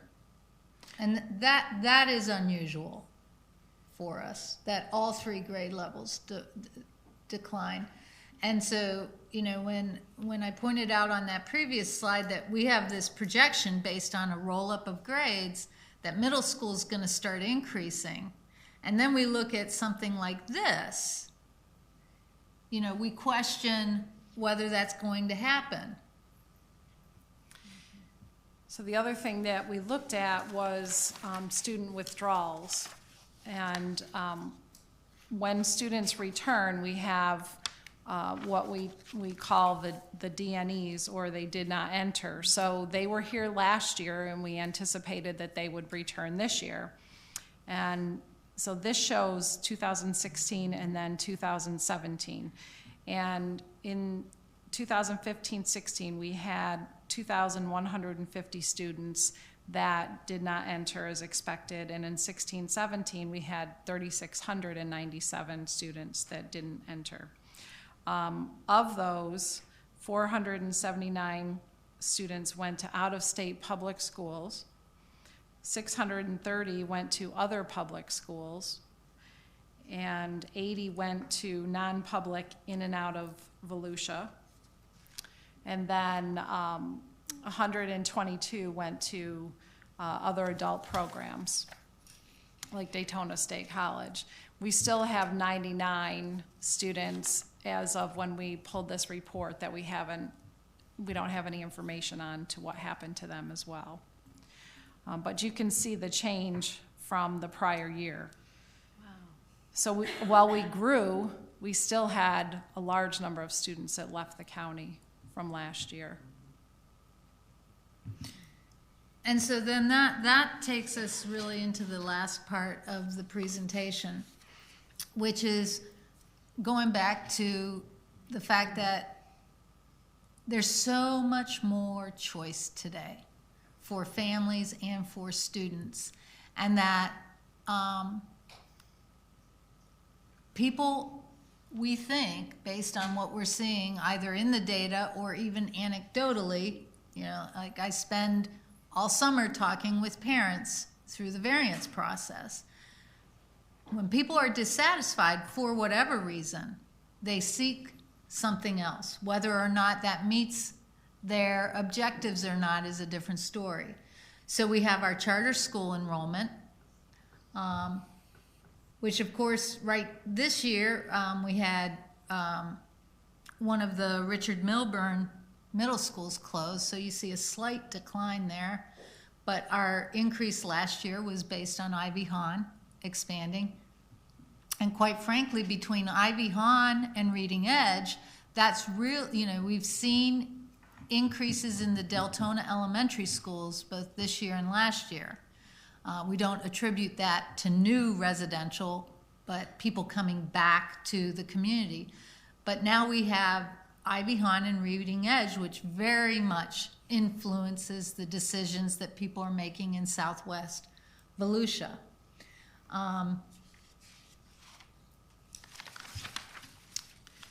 The other factor that I mentioned earlier was the Florida Tax Credit scholarships. This shows the scholarships throughout the state, but if you look at the Volusia Tax Credit scholarships, you can see the similar increase year over year. And in 2012 is when the legislature increased the tax credit for those scholarships. So that could account for many students going to non-public schools. And you can see the same thing with the McKay scholarships. Now, the McKay scholarships, the corporate tax scholarship has an income threshold. The McKay scholarship has a learning disability, health impaired criteria that must be met. These have not increased nearly as dramatically as corporate tax scholarships, and again, this is more anecdotal on my part, but it seems to have slowed slightly, and I can tell you that when we receive variance requests with someone that has a McKay scholarship, we consider those in a different way, more as a prioritization, so to speak. But the issue becomes, and we'll be getting into more conversation about the perspective of you can go to any school you want. Certain services have to be capable of being provided. And so understanding what that child's service needs are and whether or not they're actually delivered at a particular school goes into evaluating a variance request. But I can tell you from listening to many parents in the appeals process, many families will leave for a reason based on dissatisfaction, only to return shortly because, as it relates to McKay, the services could not be delivered where they went. So, to summarize, I think there's a number of different things that are affecting our ability to be precise with enrollment projections, and I think that they're going to continue to be fluid.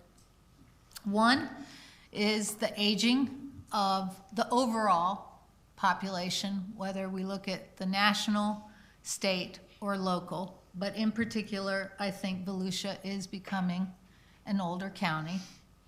The millennials' lifestyle choices. Many of us are raising millennials. And what we've learned, if not through personnel management, we're seeing through our own children's behaviors. They're very quick to want satisfaction, which means they'll pick up and leave, whether it be their home or their school. Part of what we are seeing with their lifestyle choices, though, is a very different selection of housing. And we're seeing more students come out of apartments than we used to. If you look at the types of apartments that are being constructed, they are 3-bedroom with all kinds of amenities. And much of that is the ability to pick up and leave, as well as not to be burdened with the mortgage. We've talked about the economy and jobs, and while that is good, I think it's a different a labor force than what we've seen. Household size is going down.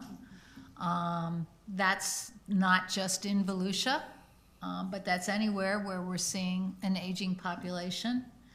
The housing inventory, 1,300, whether we get to 1,800 new permits, but the existing inventory is very small. That's nationally as well as here locally. And now there's speculation that interest rates are going to rise.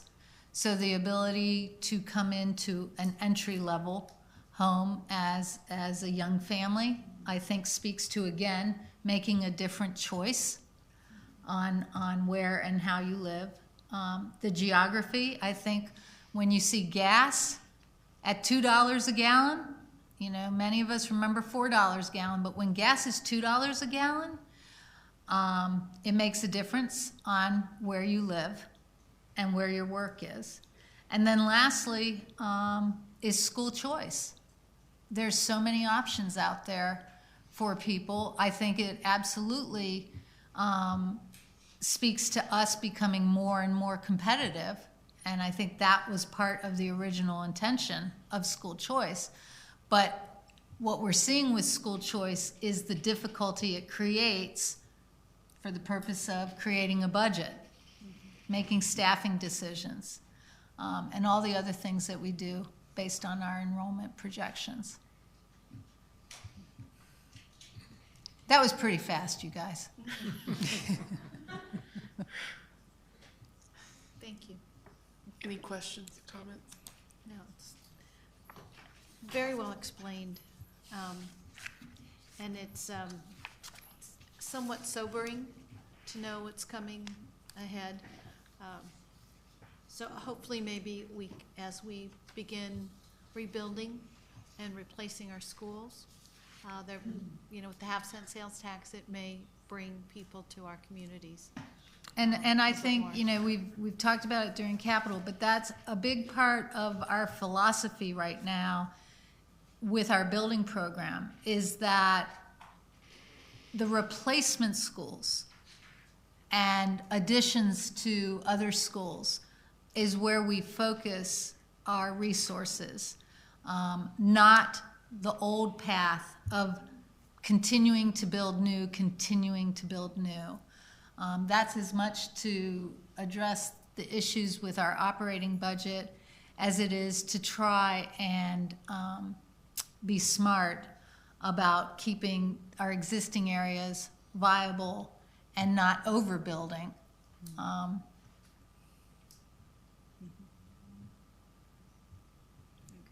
Any other comments or questions?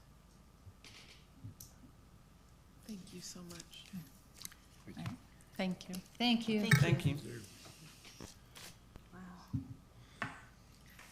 21.01 items from.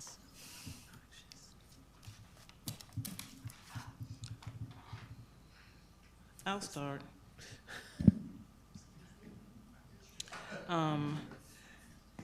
Carl Lund and I attended the Florida School Board Association meeting, and like I said during a previous comment, one of our breakout sessions had us evaluate why are other countries outperforming and outpacing the U.S. in the K-12. And one of the things that was rather interesting, there is a myth that they only educate a certain population, and that is not true. Many of them educate all of their children, and the exercise that they had us participate in, like I said, was very interesting. I will make sure I share that information with you all. Please.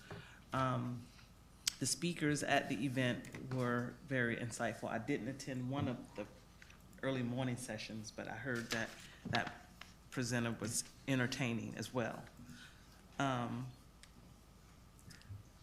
Other than that, we want to thank you for hosting a wonderful gathering on the weekend, and I wish each of you a Merry Christmas and Happy New Year. Merry Christmas, Happy New Year.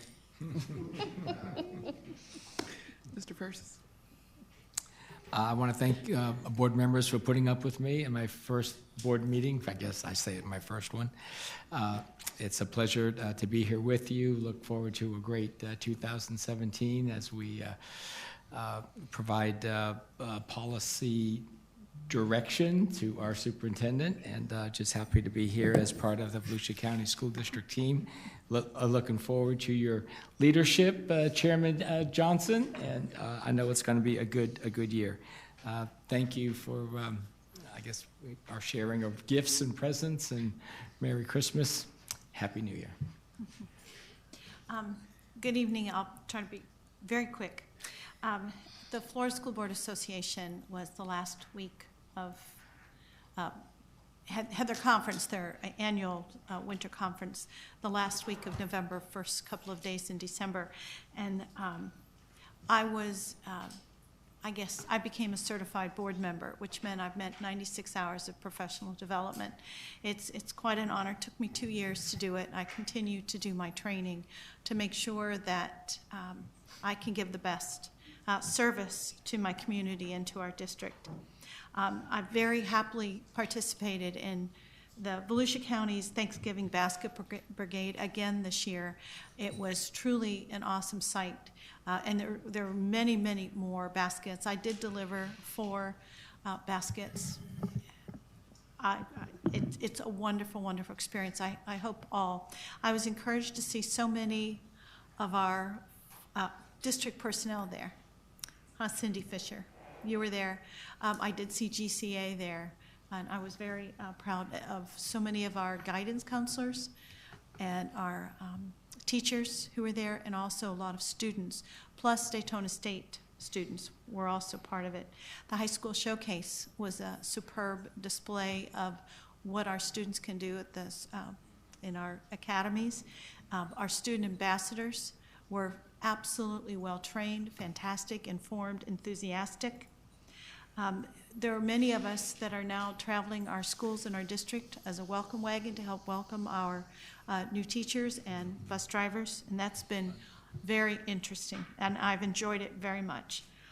I want to thank all the students who participated in their Christmas parades, concerts, shows, their holiday programs, orchestras, choral groups, dance corps, marching bands, volunteers, and the coaches and all the club sponsors who've helped our students and guide them in so much of this extra work.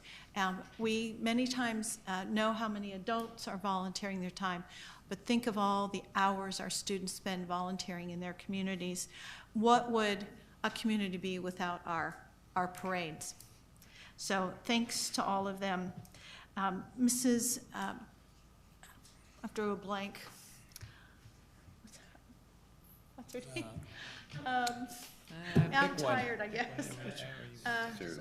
Sarah Lee Morrissey. Mrs. Morrissey, oh goodness gracious, she'll never let me live this down. Mrs. Morrissey and I attend a meeting in the Westside community to start beginning to discuss the replacement of Chisholm Elementary. And I look forward to this year discussing with the New Smyrna Beach community about our new elementary school. And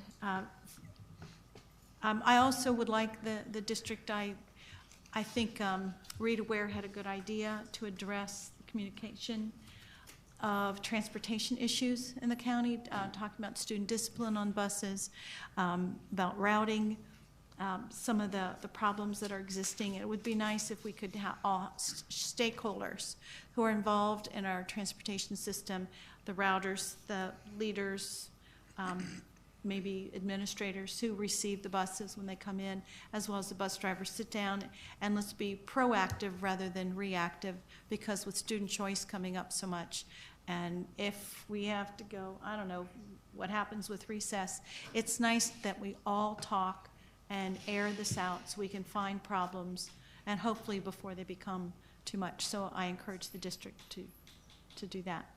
So thank you. Happy holidays to everyone. Be safe. Russell. Oh, yes. Thank you. And I too, because this year I've received a lot of complaints from transportation. So I think she did have a very good recommendation, maybe forming a subcommittee to start looking and having some discussion of what we can do to change the morale and at the transportation department. That's it. Mr. Russell. Okay, thank you. I do have notes. I do want to address what she said earlier. I do want to commend Dana Page Pender and Greg Aiken, what they have done since you and I had that conversation. They are going to each transportation site and engaging the bus drivers. They went to 2 of the 4 so far, so we're on that. And we do have monthly dialogue meetings. We understand that there are issues. We have also tracked routes where there is high discipline, and in several sites, 9 of them, 9 of the routes we have added assistance, to the buses. So we are looking at that. And so I don't want you to think that we're sitting on our hands. We are working toward that. And Dana has come up with her staff some scenarios where we can have administrators, district level and whatnot, go in and have brown bag lunches. But when they come in, they usually come in about 10 o'clock or so, and we can sit and we can have those dialogue, that dialogue. I agree, it's important. It's important for our all of our employees to enjoy their job. Also in tonight's consent agenda, we recognize donations made to Volusia County Schools, and I would like to highlight Mrs. Gloria Max and the Jewish Federation for their donation of almost 5,000 backpacks across all of our schools and various sites, valued at almost $390,000. That's incredible work. So I do want to acknowledge her. I want to wish everyone happy holidays. I want to extend holiday cheers to our greatest gift, which is our students. I want to thank our staffs. That piece of data I shared tonight, that we have our FMTs, Russ, over 1,600 projects that they're still having to work on from Hurricane Matthew, plus the other work that they have to do. And I do appreciate that. Thank each of you for having confidence in me, and I wish each of you a wonderful holiday season. And when we return January 4th, back to work. So, thank you. Merry Christmas, Happy New Year. Thanks for all the well wishes, gifts, etc. And I look forward to seeing all of you next year. I'm going to whip through this quickly. Halifax Health Associates is coming to Deltona. It was awesome to see the schools representing by being at that meeting so they could speak as a community. So the schools are already engaging, which I love.